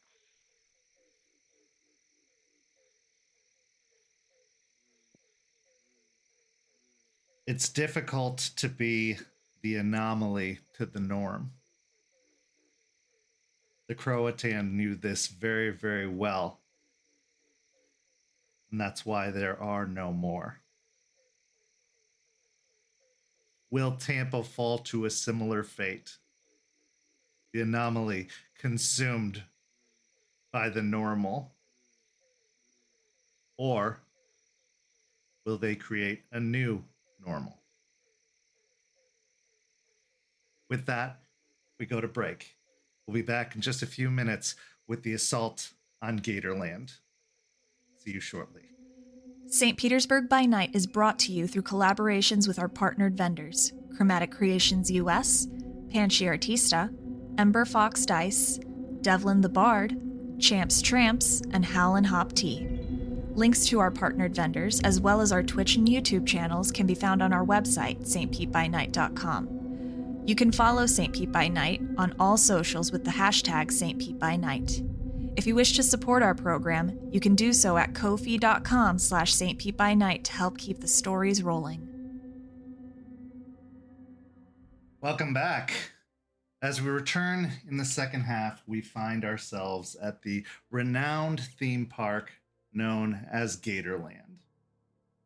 It is an attraction, to be sure, and distinctly Florida, as it bears all of the tourist traps and tricks, but also it's gator themed. So, you know, what reminds you of Florida more than hurricanes, gators, and strange people? All which can be found here depending on the time of year.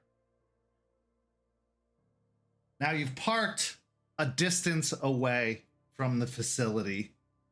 Jester, you know this to be in a location or a vicinity close enough that with some maneuvering, you can probably get to the swamp side of the facility, the one with the raised wooden walkways that you had been looking at earlier, your best and most likely point of entry.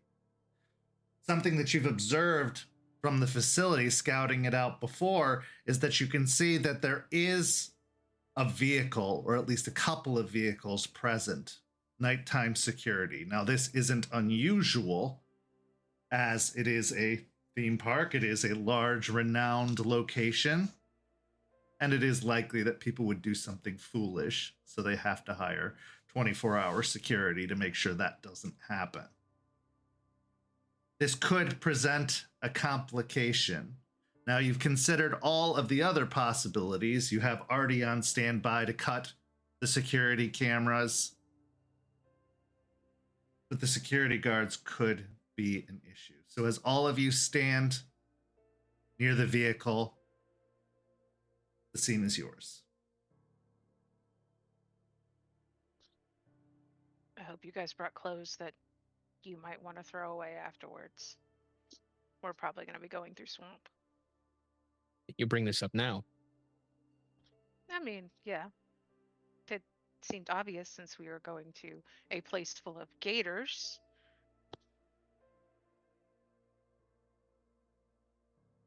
I'm good to go. You take the lead. You know the most about what's going on here.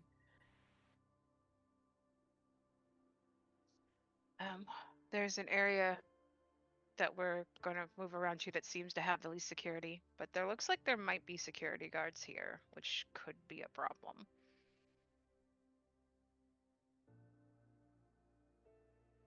If we move quick enough, we keep an eye out for the security, we might be able to avoid it, Charles says.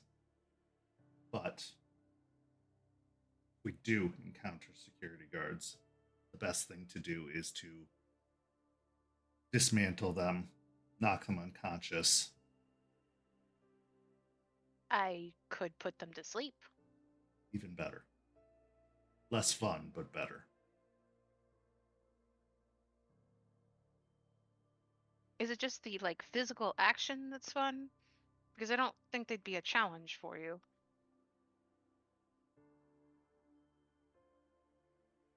Yes? Okay. It's fair. Psycho. Sorry.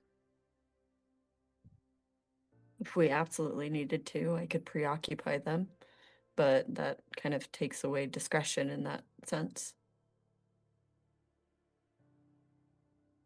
Our target, of course, and unfortunately, is located closer to the center of the park. We don't have the fortune of them being near the exterior, would make this job a lot easier. The trick is going to be corralling them into the trailers, which we will have parked at the front of the building for the best access.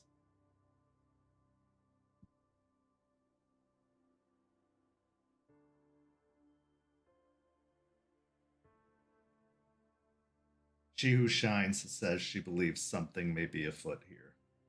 Something unusual. No surprise, it is Florida, but also this is a perfect hunting ground, almost like a blood bank of sorts for certain kinds of leeches.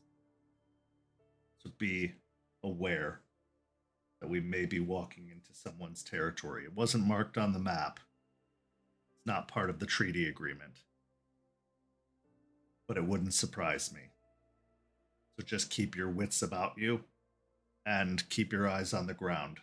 A certain kind of leeches that prefer these environments have abilities similar to those of the infected.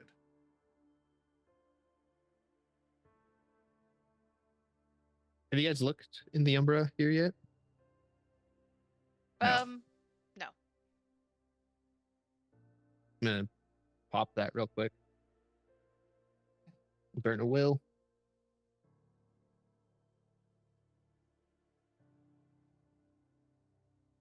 Three. Looking to the other side, while the Weaver definitely has a presence, especially in the surrounding area, as this is Orlando, this park is primarily wild influenced. The buildings and the fences and everything seem to have overgrown with wild energy, with wild spirits. It's almost as if there's a battle between Wild and Weaver constantly going on in this area, as the Weaver is still very strong, what with it being an amusement park.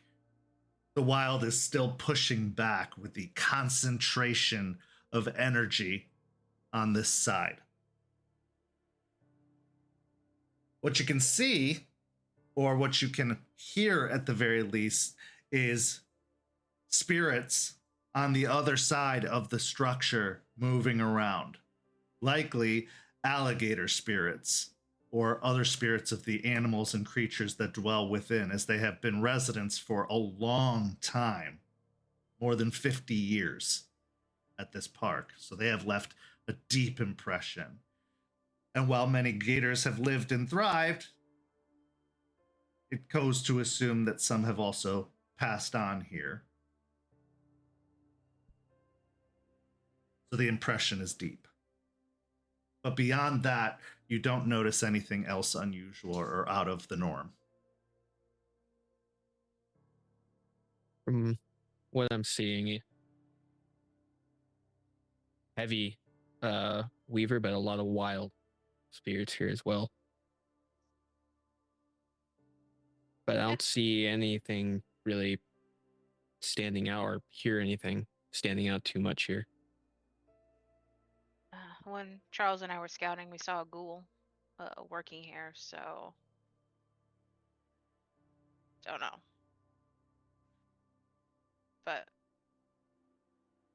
maybe he just works here, and like, does weird vampire things later. Who knows? Yeah, who knows what they do. If you want, I can keep an eye on things on this end and then relay it to you guys. Could be a good idea, especially if we need to have some influence in communicating with them once we're inside. Sure. Charles goes to the trunk, popping the trunk and grabbing some bolt cutters, as well as his usual supplies. He also has a plastic bag from a Publix that is full of raw meat in the styrofoam containers. He holds out the bag. Who wants to be the bait? I'll take it. With that, he nods to all of you and begins entering into the woodlands that surround this side of the road.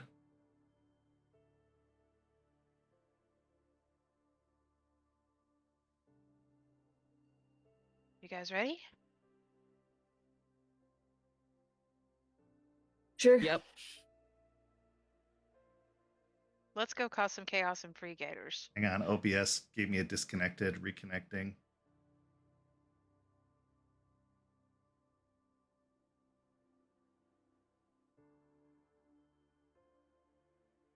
I think we're back. Yes, reconnection successful. Sorry about that. We had a connection issue, but we are still here. Anyway, what were you going to say? Let's go cause some chaos. Free some gators. As you all follow... Oh, go ahead. Yeah, let's go and play in the swamp with big, sharp-toothed dinosaurs. That sounds fantastic. As you enter into the woods, I'd like everyone to make me a dexterity and stealth check.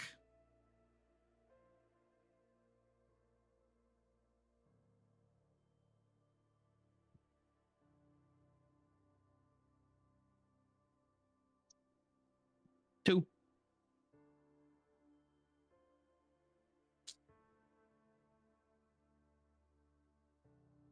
Three. 1 for Aspen. Okay. Could you also make Aspen and Jace, could you make me wits and survival checks?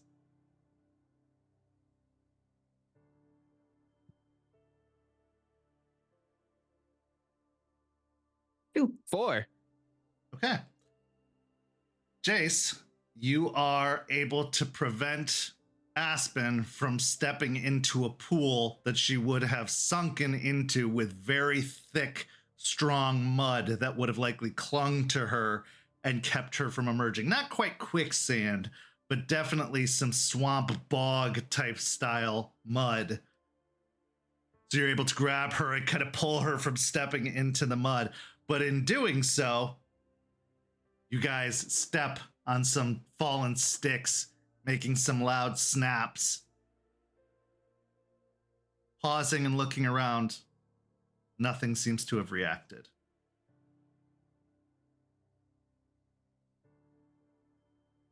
You gotta watch where you step, boss. Yeah. Not the easiest to see, but yeah, okay. Moving forward, about another 300 or 400 yards in, you eventually reach a large chain link fence. That behind the chain link fence also has another fence, almost like in a prison where they'll have multiple layers of fences. This also has multiple layers of fences. Charles is already hard at work with the wire cutter, bolt cutters, snipping out some of the chain link and opening a hole on the side, this particular front fence. I'll text Artie to let him know that we're gonna need the cameras cut. About 30 seconds later, you get a thumbs up emoji and then a lightning emoji and then the person with the crossed arms.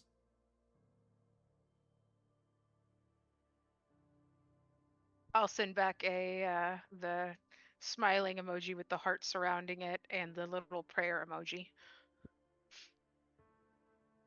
As soon as you get through the first fence, Charles puts down a duffel bag and stuffs the wire cutters inside. He then looks up to the about 12-foot high fence.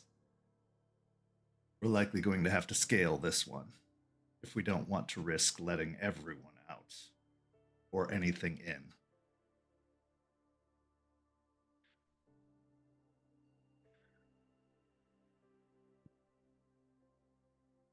He then holds out his hands in a cupped formation in front of him as if he's willing to give someone a boost up to climb over. Aspen will shift into Glabro. Okay. As she puts her hand on his shoulder. And I'm good. But yeah, I'll then push up. Yeah. Give me a strength and athletics. You can take an additional bonus of 2 dice from Charles's assistance.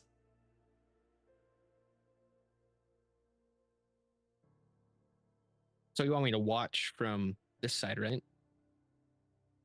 He cocks his head to the side and shakes it slowly. That is a 6 with a crit. Easy enough. You find yourself scaling a fence like you've never scaled a fence before, almost vaulting over to the other side where you land comfortably on the ground.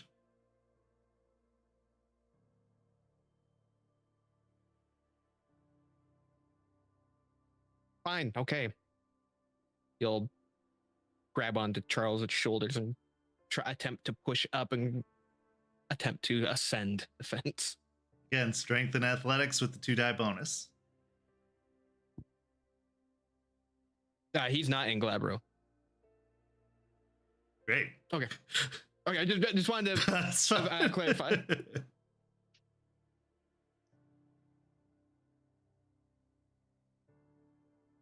1. While you may get a boost, once you clasp onto the fence, you find yourself just hanging there for a moment before the chain link starts to bite into your fingers, causing you to release and drop back down to the ground. Let me go first. Out. I will also shift into Glabro. I made my rage check. I'm going to climb up, but I'm going to climb up to the top to where, like, I'm kind of like straddling the top so I can give Jace a, like, hand to help him over. Okay.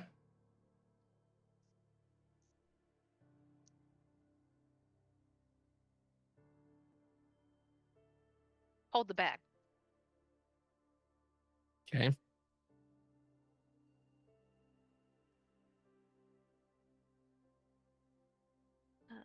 I'm gonna spend a willpower.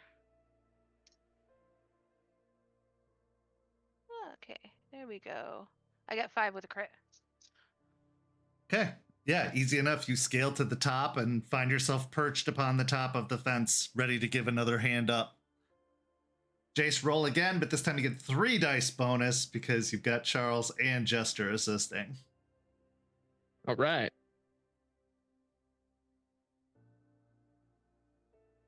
That's 4. With the extra help, this time you scale the fence much easier and find yourself pulled over and dropped down to the ground, but you land on your feet. It's not unusual or uncomfortable. See, it's that easy. I'll climb over and hop down. Watch him. He's gonna probably like show off and jump over, just like Yep. scale the whole thing. Lo and behold, with a single leap, Charles jumps from one side over the fence to the other, landing in almost like a superhero pose on the other side. And I get called to show off. Yours was just as cool, Chase. It was just as cool. And she'll like pat him on the shoulder. Thank you. I thought I did a great job. Next time, Charles, if you can do that, just have me climb on your back and then go over the fence.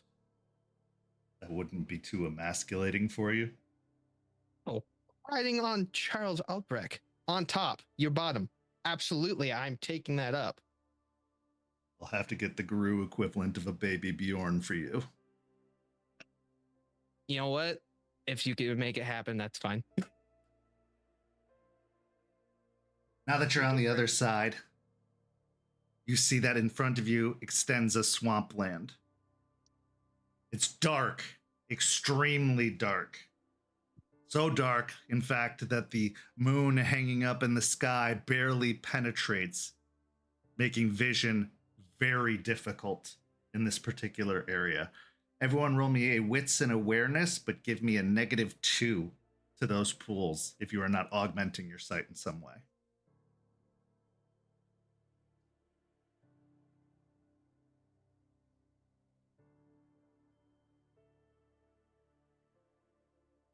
Two.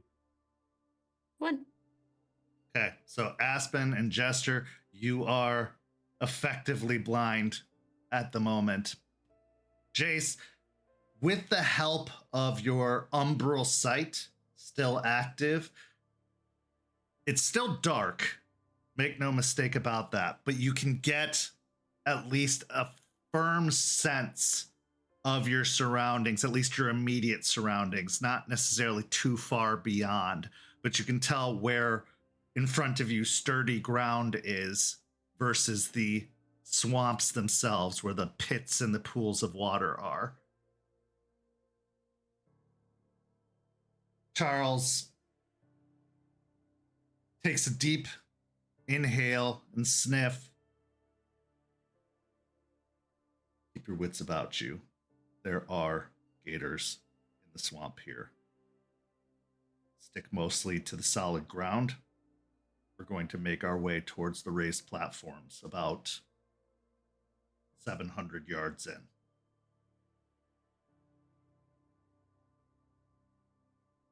Okay. Charles immediately starts heading off in a particular direction.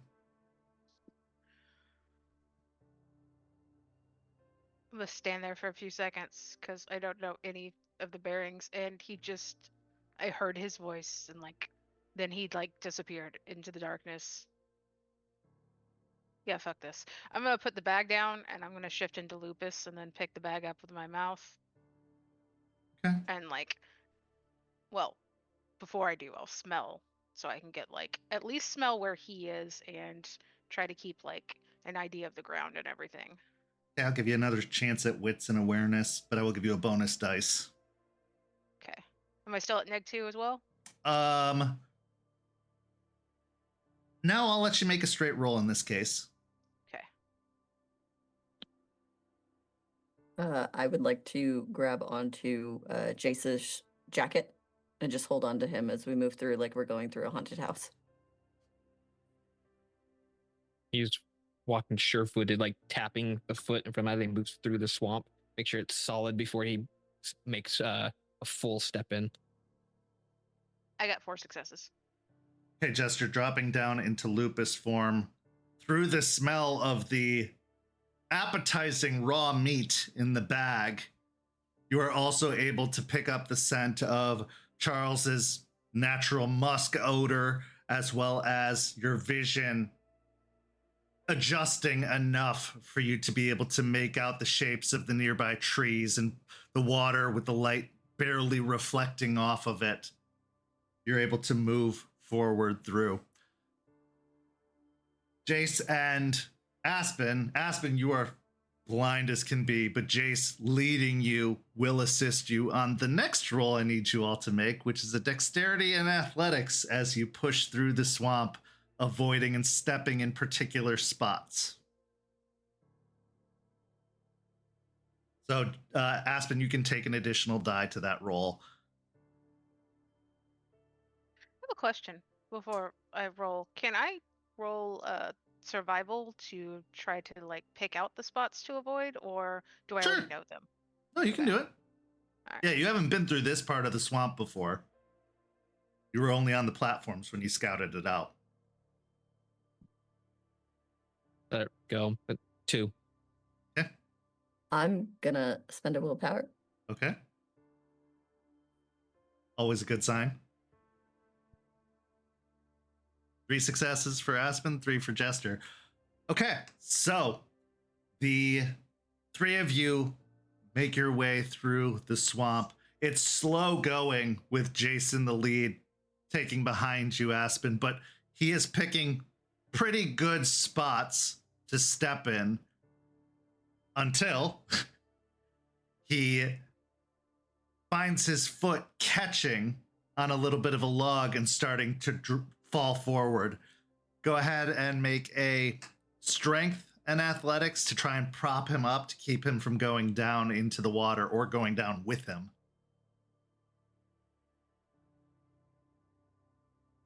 3. Okay, yeah, you are actually able to pull back on his jacket enough to steady him and stop him from dropping in. Jester, you are moving pretty confidently through, but with the commotion of them almost falling behind you, it causes you to pause and look back. I'll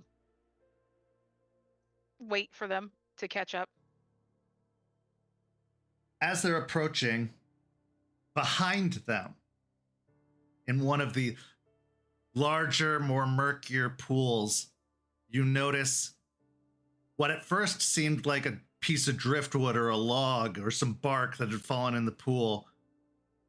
It starts to move forward slowly through the water, coming towards them.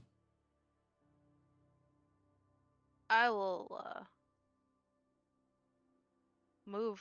I'm going to cause a little bit of like noise so I can catch its attention. And then when it looks at me, I'm using stare down. Okay. So why don't you give me a manipulation and persuasion to first pull its attention towards you, because they are the ones straggling behind and look like easy prey.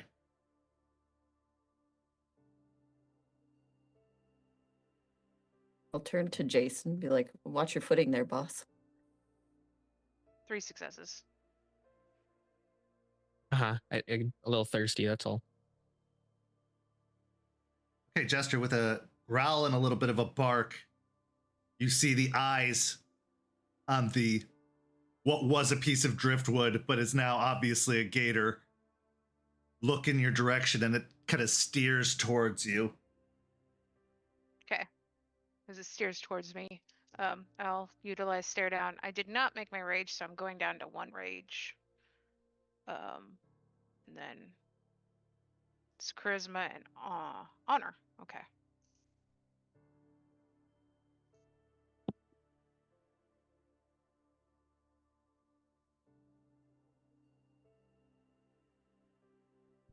Uh, 3 successes. Okay, easy enough. With a focused stare, pulling back your lips to show your teeth, letting the bag drop onto the ground in front of you, you give a long, hard stare menacingly at the gator. It stops its approach and then turns and starts to swim the opposite direction slowly, trying to remain unseen, but very clearly seen by you. I'll watch it go. I was also like trying to keep awareness of their movement. Yeah, they're coming towards you as you were waiting for them, so you could see beyond them to the gator in the water behind them. Yeah, and I'll just keep it as they come towards me. Keep an eye on it. Okay. As you guys approach, you can see the Jester is staring at something in the darkness, growling, but then stops and looks up at you, waiting for you to finish your approach. As you continue on through the swamp, you eventually reach a large wooden walkway that cuts through the swamp, going 2 different directions. There are some ambient light. There's some small lights along the walkway which illuminate it, making it a lot easier to see and approach. Obviously, this is for the purposes of the park, but also for security, so that they can see where they're going when they're on their patrols through this particular part. But the lights are minimal enough that it casts a low light and not something too obtrusive or over the top. Roll me another wits and awareness. Full pool, no penalties. No penalties.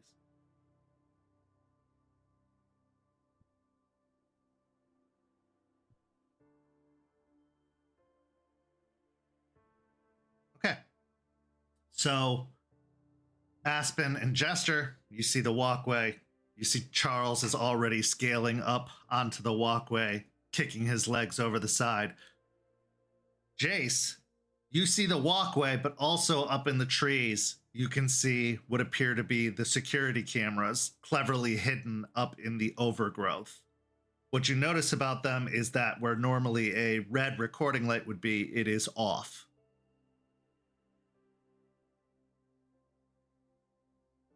Already did its thing. Cameras are out. That one's off at least. As you reach the walkway, you scale over. I'm not even going to make you roll. It's easy enough as pulling yourself up like on a ladder. And now you find yourselves on the walkway. You have muddy boots or shoes, whatever you're wearing, from scaling through the swamp, knowing that these footfalls are going to potentially leave a little bit of a track behind you. What would you like to do?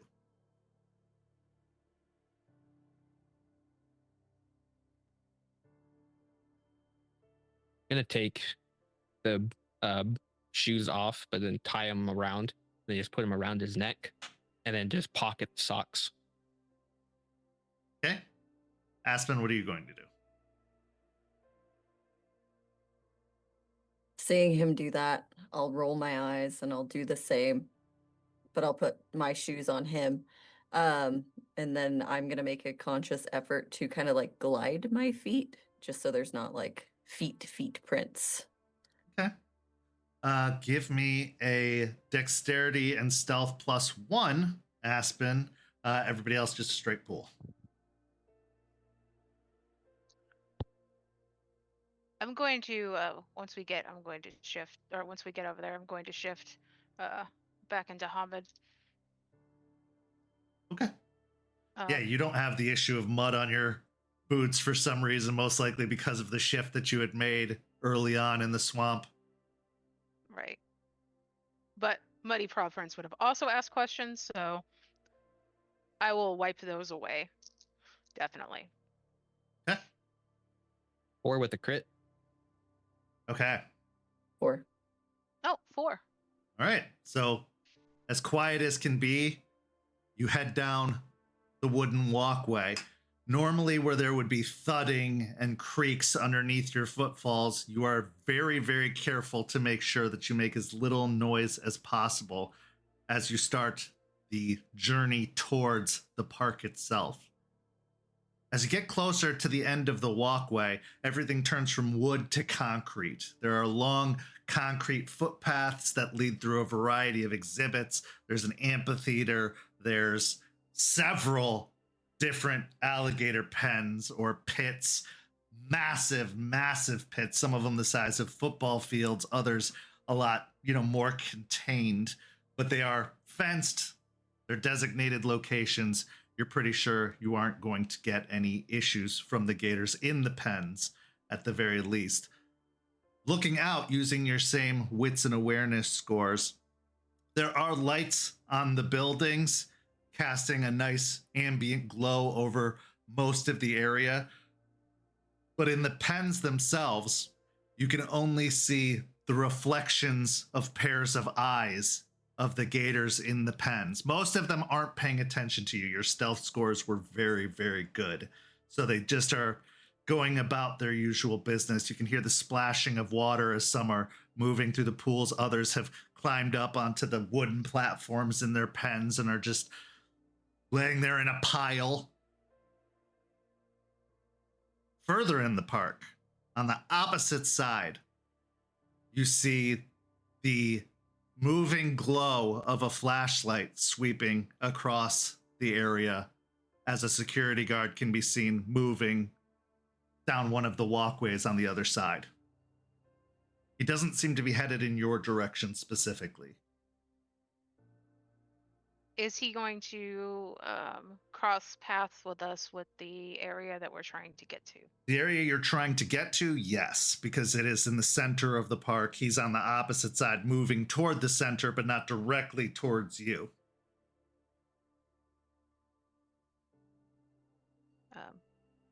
Catch up with Charles real quick. Could potentially cross paths with the guard. We could wait for him to pass, or we could neutralize him now.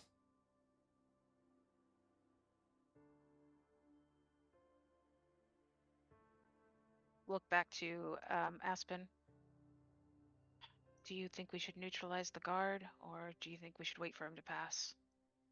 I think we should wait for him to pass and only neutralize if necessary. There's no point in making a big kerfuffle if it's unnecessary. And we don't know the path that these guys take either. If they end up crossing at some point, it's going to raise questions.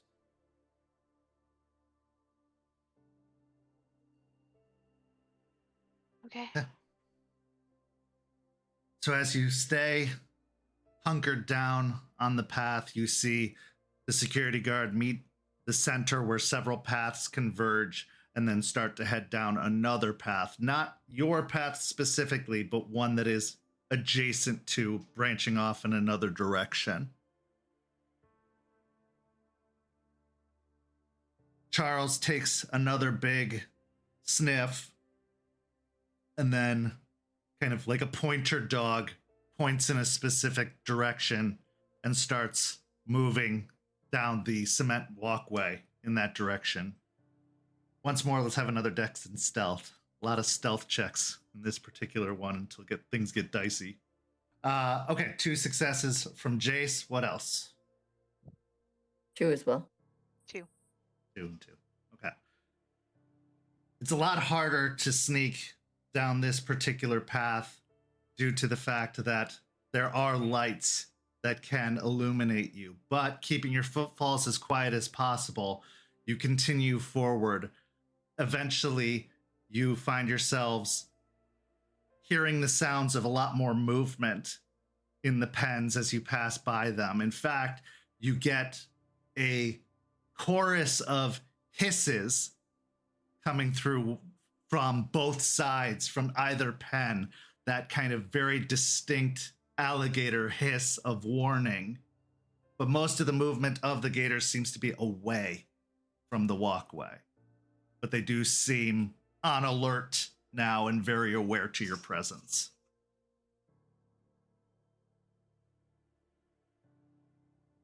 If anyone likes, they could make a charisma in animal ken or manipulation in animal ken to try and quiet down the gators, because of the noise they're making. It could draw attention.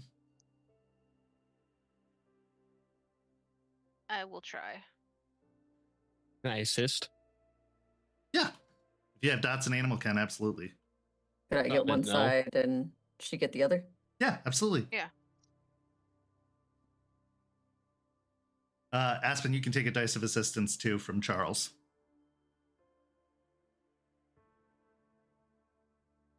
Four. Okay. And 5 from Jester. Making some soft shushing sounds, making yourself seem less of a threat. You notice that the hissing dies down. The gators still continue to move away from you, but based off of your body language and behavior, they don't see you as threatening as much as just passing through. I think Charles once again takes the lead and continues further down the path until you reach almost the entrance plaza to the entire park, where all these paths conjoin. There are signs pointing off in various directions, one heading towards the gator wrestling show, another heading off towards the exotic theater or exotic animal amphitheater.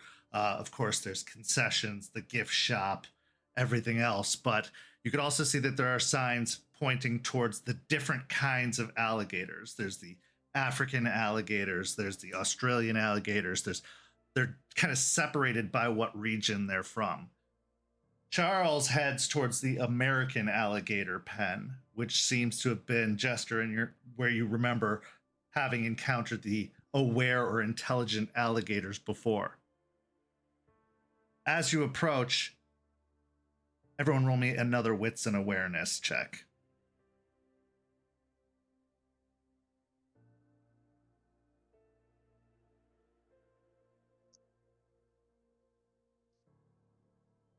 Two. 1. 1. Okay. While the two of you are distracted, keeping an eye out for security guards, trying to ignore the gators that were clearly just hissing at you a moment ago. The idea being very kind of intense and threatening if you're not used to dealing with gators. Jace, you look into the pool or into the pen, and you see that there are a small pod of about 8 gators, even though there are a lot more in the pen itself. But these 8 are staring attentively in your direction, kind of watching your movements and tracing you very carefully. There's a recognition in their eyes, an intelligence in their eyes that shows that they are locked in, keyed in, and processing everything that's happening more than most wild animals would. The other gators in the pen are doing their own thing. They're up on the platform, they're around on the edges. But this small collection are all grouped together, watching you. Gonna look at them and kind of raise a hand and move it back and forth. As you do, you see their heads almost in unison follow your hand back and forth. Grab onto Jester, keeping eye contact with them. There's something weird about, point to the group of 8. Those ones. I'll look from the other gators that I was trying to keep quiet, and glance over. Yeah, that's them. That's the ones we're here for.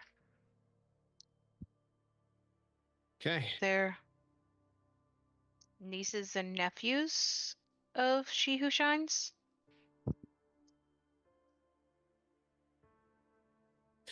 Okay. So now we know where they're at. What's the plan to get them out?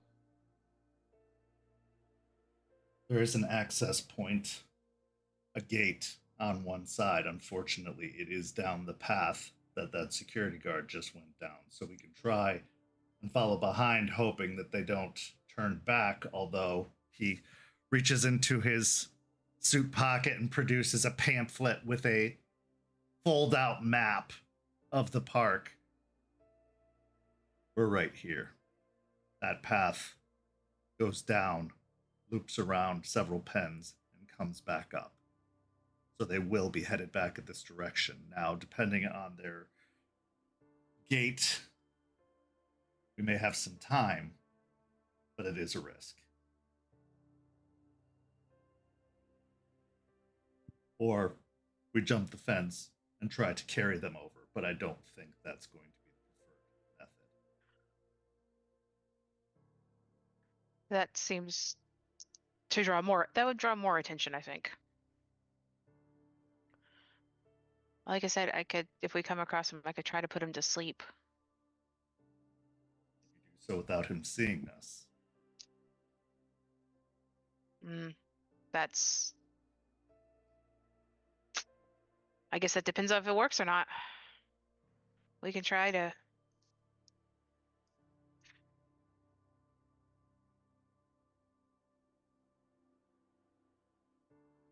give it a shot then. Heading down the path, following in the footsteps of the security guard that went before. As you know, another Dex and Stealth check.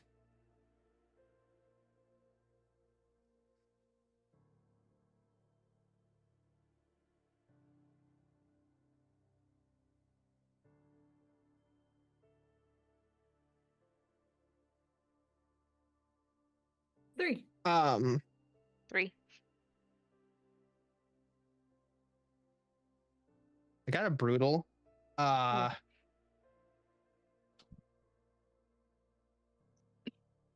Can this be argued as ritualistically infiltrating?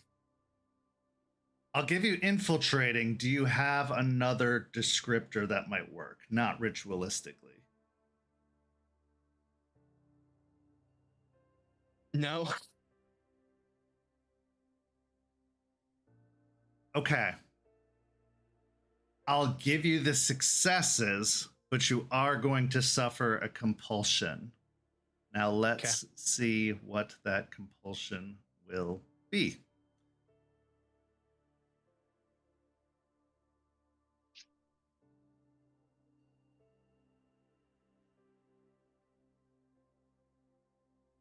Okay.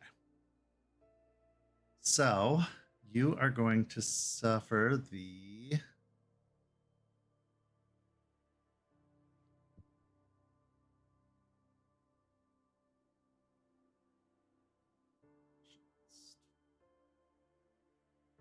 Okay.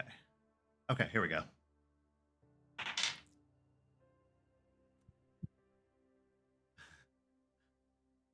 Hull the Weak. Rage compels the Guru to hurt and destroy what they perceive to be the weakest link in a given situation. This compulsion often means physical harm. In some cases, it can also involve subtler types of damage, such as social or emotional. However, first the player determines what their character sees as the weakest link in the current scene. It could be an ineffective old or sick person, or it could be an outdated and damaged object. All of the character's actions not immediately resulting in harming or destroying this weakest link are performed at a 2 dice penalty to their dice pools. This compulsion ends when the Guru incapacitates, destroys, or drives away the weakest link, or the scene ends.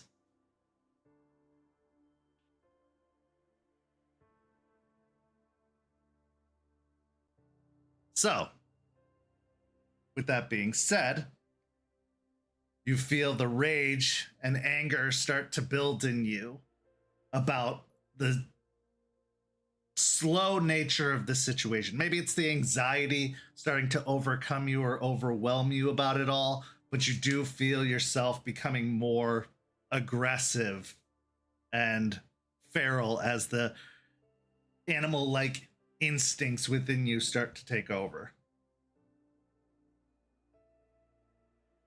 Right, so you're saying we just gotta take out that guard, so let's fucking get to it so we can get the fuck out of here. This is stupid. Let's move. Someone go take him out. Charles looks over towards Jace and points at him. He gets it. Glance at Jace. Getting a little impatient. You could say that. I don't like this. This is taking forever. Thought you were good at sneaking. I am. Others are lacking. So let's move on with this. Okay. So you all head down the path surrounding. You don't see the security guard at first, but further down the path, you can see the bobbing glow of the flashlight as it shines over pens, illuminating several pairs of eyes of the gators awaiting in the pens. What do you want to do? I need to check something for a lullaby. So we can move on from me for a moment. Yeah. Aspen, what are you thinking? What's going on with you? So she's conflicted because she doesn't quite know. She hasn't really navigated through here, so she doesn't quite know if there's a way to get to it, get to the gators and like get them out only if, or as best they can, and only deal with the guards if they absolutely have to and when they absolutely have to, and she's not sure this is the right time to do it. So she's going to turn to Jace. I think maybe we just get to the gate first and deal with them afterwards. I think that's the best course of action. We don't need more people seeing us. We don't need more casualties. We don't need it if it's not necessary. Then how do we get to the gate fastest? Looking at Aspen, then to Charles. Quickest way is to go down this path. The gate is around the back through a maintenance building, but we can get there. Small maintenance entryway. I say we get there, and if we absolutely have to, then we deal with the guards. I think if there's any way that we can get out of here without dealing with potential fighting or being seen, then if we can, we do that. So my question is, how are we going to get 8 gators out here without being noticed by the guard? That is a question. Especially since the trucks are out front. Kent, how thick is the gauntlet here? I would say the gauntlet is typical thickness, mid-range. Because of the clash between the Weaver and the Wild, it's strained. I know. You know what? I'll take care of it. It's fine. I'll do it. He'll grab some of the mud from the boots and stuff on him, and he'll rub his hands together, get down on the ground, and then pick up some different debris from the area and start forming shadow passage. Okay. What are you doing? I'm going to get us to the gate so we don't have to deal with the guard, and then have a way for us to be able to get out of here without How are you being gonna seen. How are you gonna get the gators through the Umbra? Like, that's dumb. You can't take them through the Umbra. They're just gators. We can get to the gate though, right? And then we can deal with it afterwards. Right now we have something impeding us, moving us forward. We have this guard. We don't want to hurt anybody. We want to move forward. Can pass us through, get over to the gate. I agree. We can't take them through the Umbra, but I can get you guys to the gate.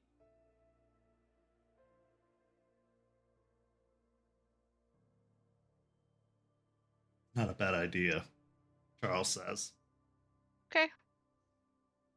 So above table, logistically, if we were to get to the gate, right, unseen, get the gators out, would there still be guards passing, or would we be able to wait until the guards pass the opposite direction? Because they're going to have to turn around and go the opposite direction at some You point, could right? wait until they come back around and then try and follow them out effectively. But you are, again, going to be contending with 8 gators, trying to convince them to go with you without any means of restraint or anything to stop them at the moment. So that could draw a lot of attention potentially. But yeah, I mean, they will, if you wait long enough, they will pass back by.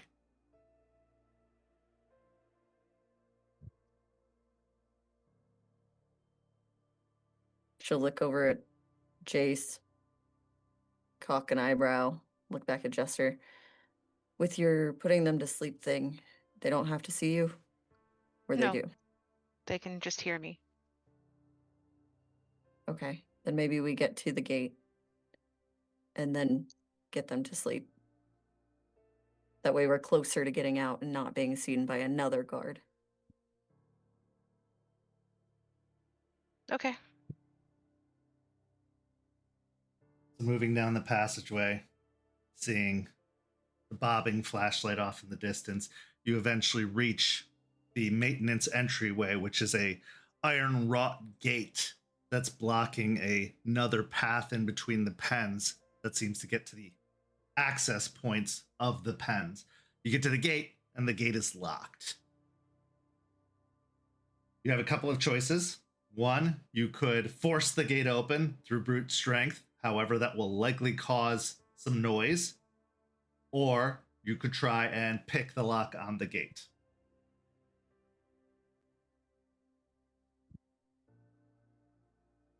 I'm assuming that's Dex and Larceny. That is Dex and Larceny, yes. Anybody good at picking locks? I've dabbled. How big does the lock look? Like, does it look like it's going to be difficult to pick? Yeah, I mean, it's not going to be super easy, but it's pickable. I will say that much, but it isn't. It's a pretty heavy duty lock because of what it's trying to keep out and keep in. So it is meant to be difficult to get into, but not extremely difficult. We're not talking like bank vault. We're talking, obstruction. Anybody got a bobby pin or a paper clip? Pull a bobby pin out of my hair that's put up into a ponytail. Thanks. He'll get down and attempt to pick the lock. Okay. Give me a Dex and Larceny. However, this is not you attempting to destroy the weakest link, so it will be at a -2 penalty. Can I assist? I will let you assist and give 1 die, yeah. Okay. I'm gonna keep a watch out or an ear out. Watch out, ear out for the guard. Hey, Jester, give me a Wits and Awareness then. That was 2. 2. Okay. It takes time, but yes, you are able to pick the lock. It's not super strong, but it is just annoyingly complicated at first. But yeah, eventually you are able to pick the lock. Jester, what did you get? 6 with a crit. Okay. Not in the pit you're entering into, but the pit across from it. Something catches your eye.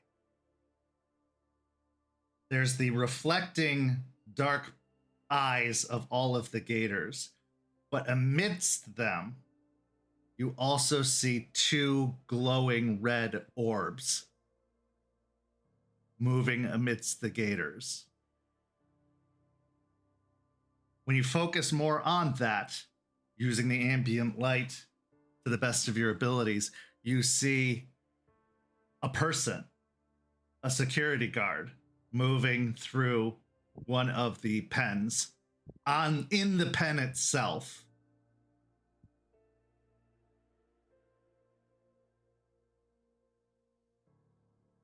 With glowing red eyes? Mm-hmm.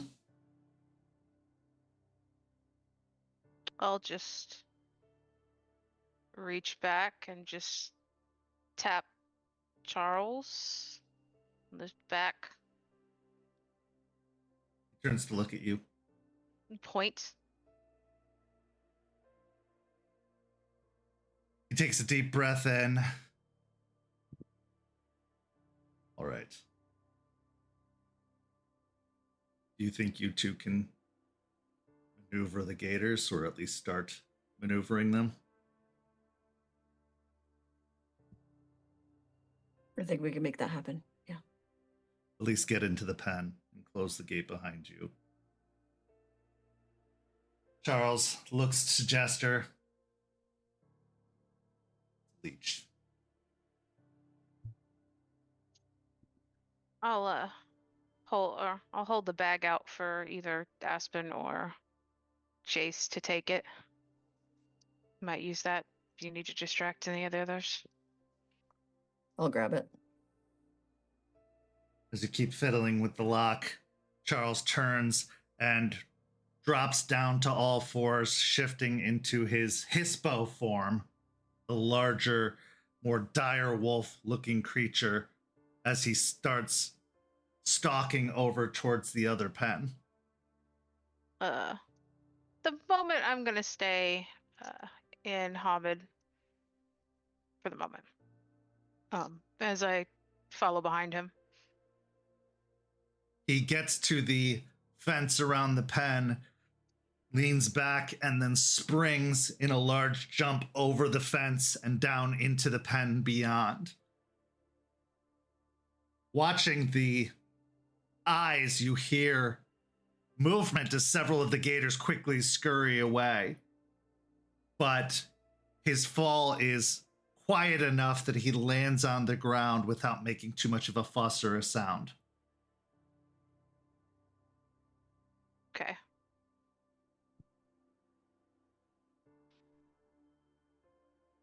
Yeah, I'll shift into Hispo. Okay. As well. So as you shift down, dropping onto all fours, make the rage check. Made it. Okay. So yeah, getting into your large lupine form, you feel your senses sharpen. You feel your strength grow.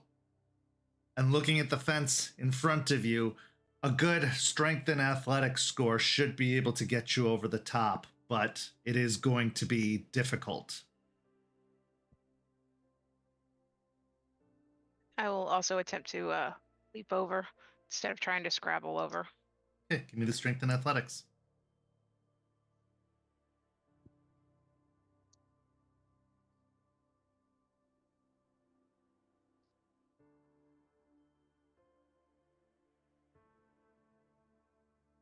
Meanwhile, the two of you finally hear the lock disengage and the barred doorway open.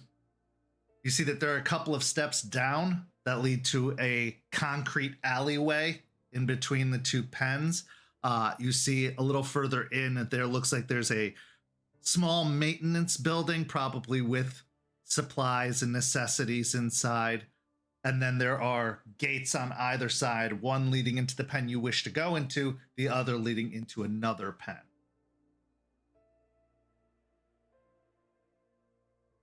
I'm gonna tilt my head over to Jace to the pen, and I am unfortunately going to go back to my Hamid form to hopefully coax these gators to come willingly. Okay. Shifting down, you feel yourself shrink back into your small diminutive form as you enter into the alleyway, the walkway leading in between the two pens. You get to the gate, and once again, you find another locked door, but it leads into the actual pen beyond. You can see that most of the gators have scrabbled away or into the water of the lake in the center. You can also see on the far edge is where the other gators, your targets, are. And they are still with sharp eyes watching the actions or the scene unfold. If you'd like, you can make another Dex and Larceny check to try and pick that gate as well. I'll give it a whirl.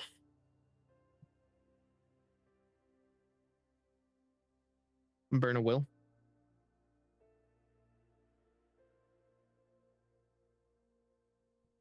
Another 2. Okay. Unfortunately, this time, the gate does not unlock. This one is clearly a stronger lock because it actually goes to the pen and not just the walkway. So you can't quite get the tumblers to engage. Aspen, this one's different. It's a different lock altogether. Bobby pin's not going to cut it on this one.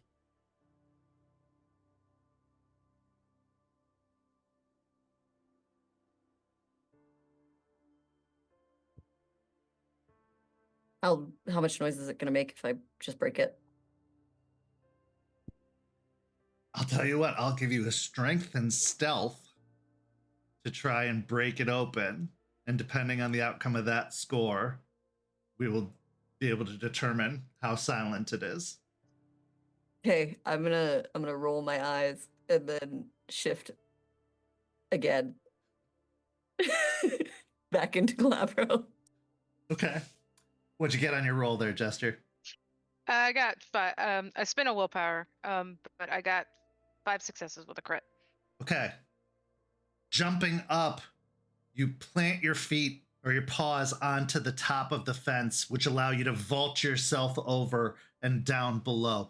While it makes a little bit of noise, it's pretty minimal, all things considered, almost like you were grabbing and vaulting it with your hands in Hamid form, but because of your Hispo form, your paws just perch and then spring off, causing you to land on the ground next to Charles. Observing the scene in front of you, the red eyes have disappeared.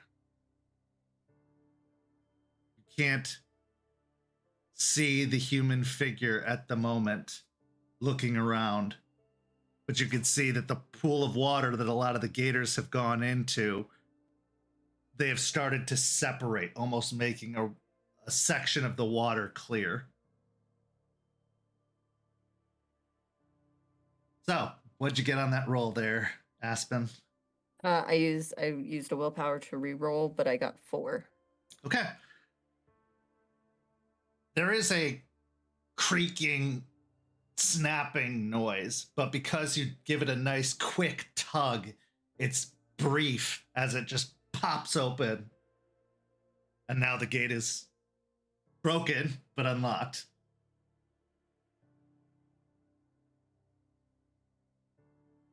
Stick my head into the pen to Jace.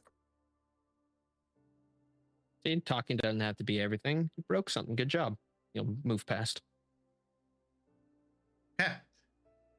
With the two different scenes going on here, we're going to take them one at a time. We're going to start with Aspen and Jace entering into the pen, and then we'll return to Jester and Charles looking for the leash. So as you step into the pen, you realize just how crowded this pen actually is.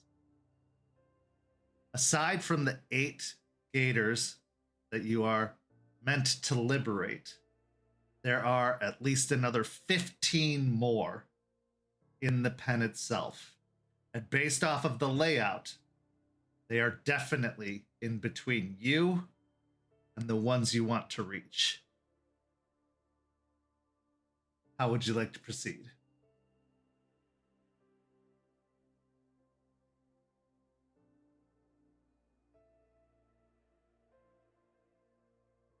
You got that bag of meat, right?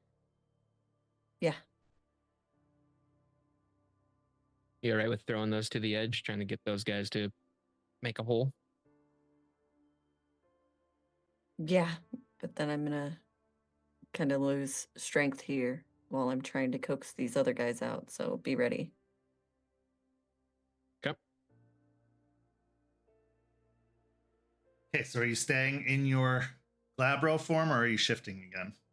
I'm gonna stay in my Glabro form while I throw the meat, just so I can kind of throw it as far as I can. And then while they're distracted, I will shift back and move towards the others.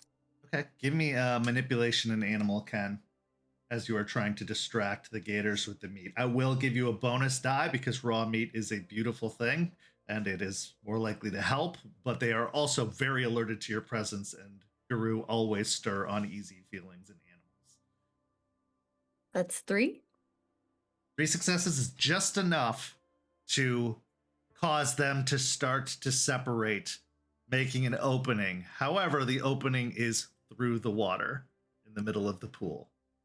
And the water is, I'll say, about 2 to 3 feet deep in the edges, and it gets deeper towards the center. Heading into the water, trying to keep your splashes down, you begin to wade out across the pool towards the other side.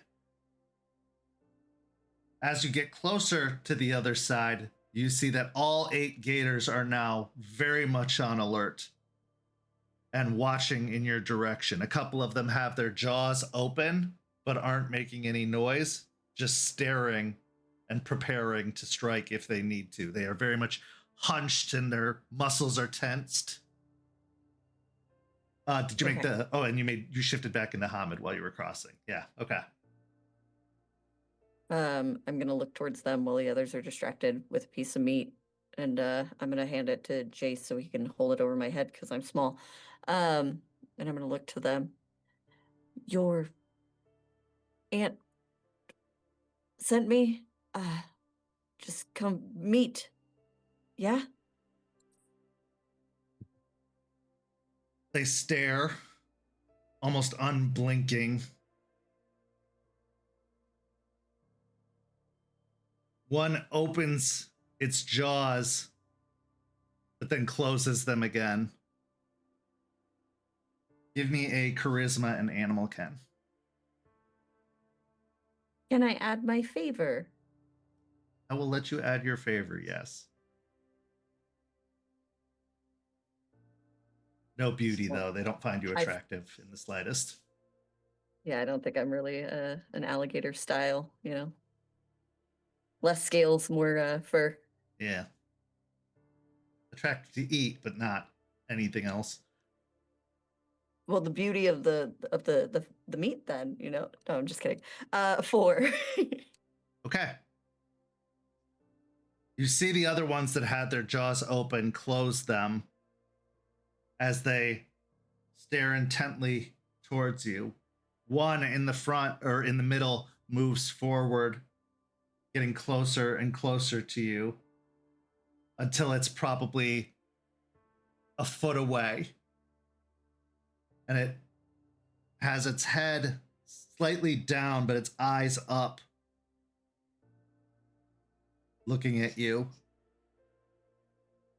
I'm gonna stare right back at it. We're gonna take you to She Who Shines.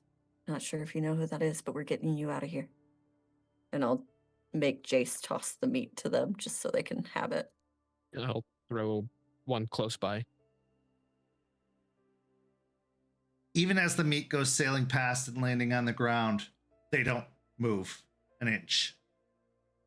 But the one closest to Aspen turns its head and lets out almost like a croaking, warbling sound. And the other gators relax slightly. One of them moves over to hiss at another gator, not of this pod, incoming, attracted by the meat that was thrown. And the other gator stops and turns and starts squirming its way away. The gators then start moving as a group towards you, one of them stopping to pick up the meat in its jaws and start gulping it down. You have their attention and they are following you for the moment. Okay. Jace, when I get them all out, make sure you close the pen behind. I don't need all the other gators getting out and this whole being on the news later. I'll see what I can find. Okay. Crossing the pool of water again, you realize that fall is definitely here as the cold bites down into your skin of the wet clothing that's now clinging to your bodies. You end up crossing the pond once again to the other side, approaching the gate, which is still hanging open. You hear the sounds of the gators swimming through the water behind you and crawling up onto the shore. And as you exit out into the alleyway, you find that it gets very crowded very quickly as the 8 large gators, ranging from 8 feet to 10 feet long from tip to tail, crawl out after you into the alleyway. Jace, give me a wits and investigation, still at a minus two, to try and find something to gum up the gate, or at least lock it, close it enough, even though it will need to be replaced most likely with that broken lock now. 3. Okay.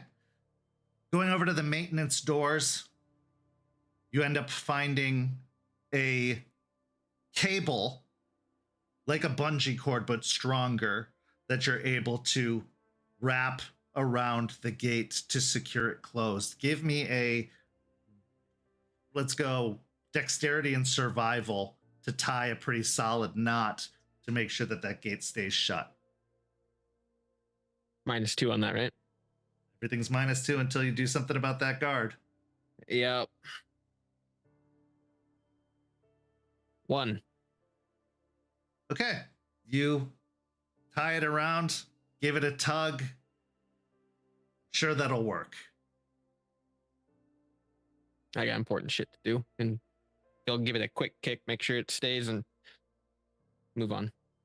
As you kick it, the cable loosens, and you see the gate kind of shake a little bit. It's fine. Keep going. Okay. Heading out the alley, you get to the gate that you picked. Give me a wits and awareness, both of you.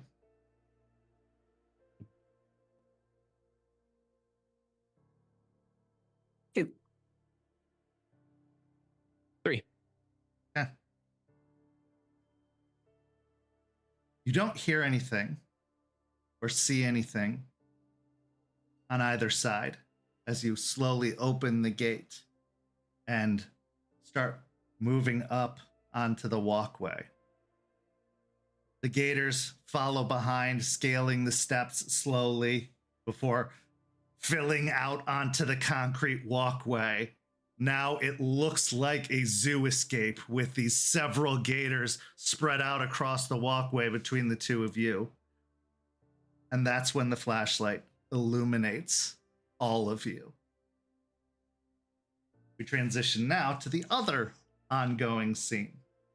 Jester, you and Charles have leapt into the pen.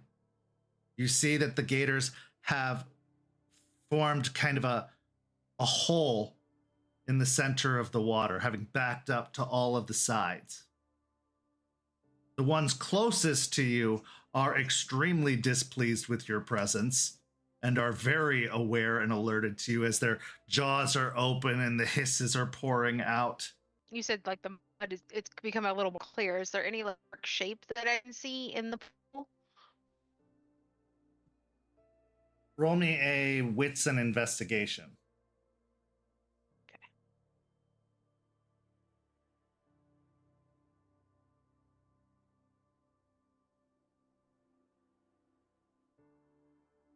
One success. You can't see anything distinct. No, not within the water. It's too cloudy and disturbed to make any signs of anything. Okay. I'm gonna stay a few feet away from the shore and start like just staying as much on the like land part as I can, just searching for those eyes at least. As you position yourself around the pool, Charles mirroring your actions and moving a few steps away in the opposite direction towards the edge of the pool. You lower your nose, your snout down to try and get a better look. And that's when suddenly out of the water, two arms reach up to grab you. Go ahead and roll me a dexterity and athletics.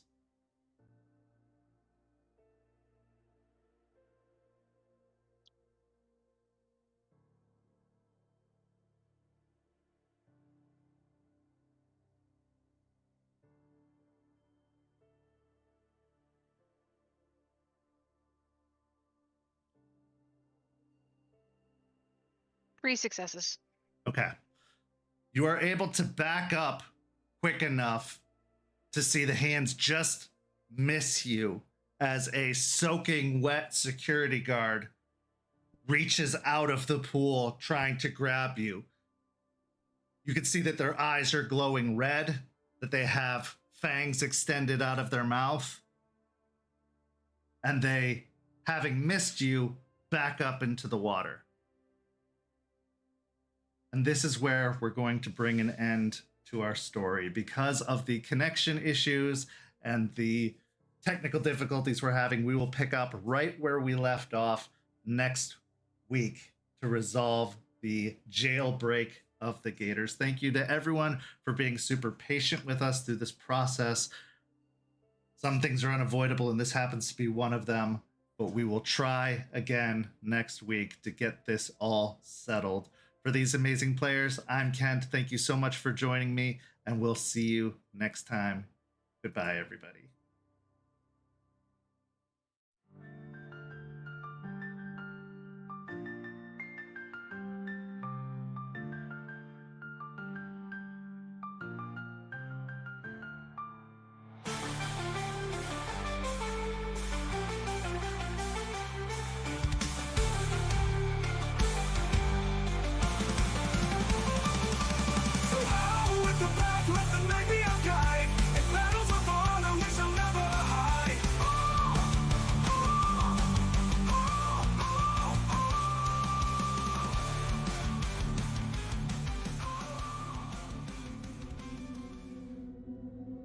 This has been a St. Petersburg by Night production.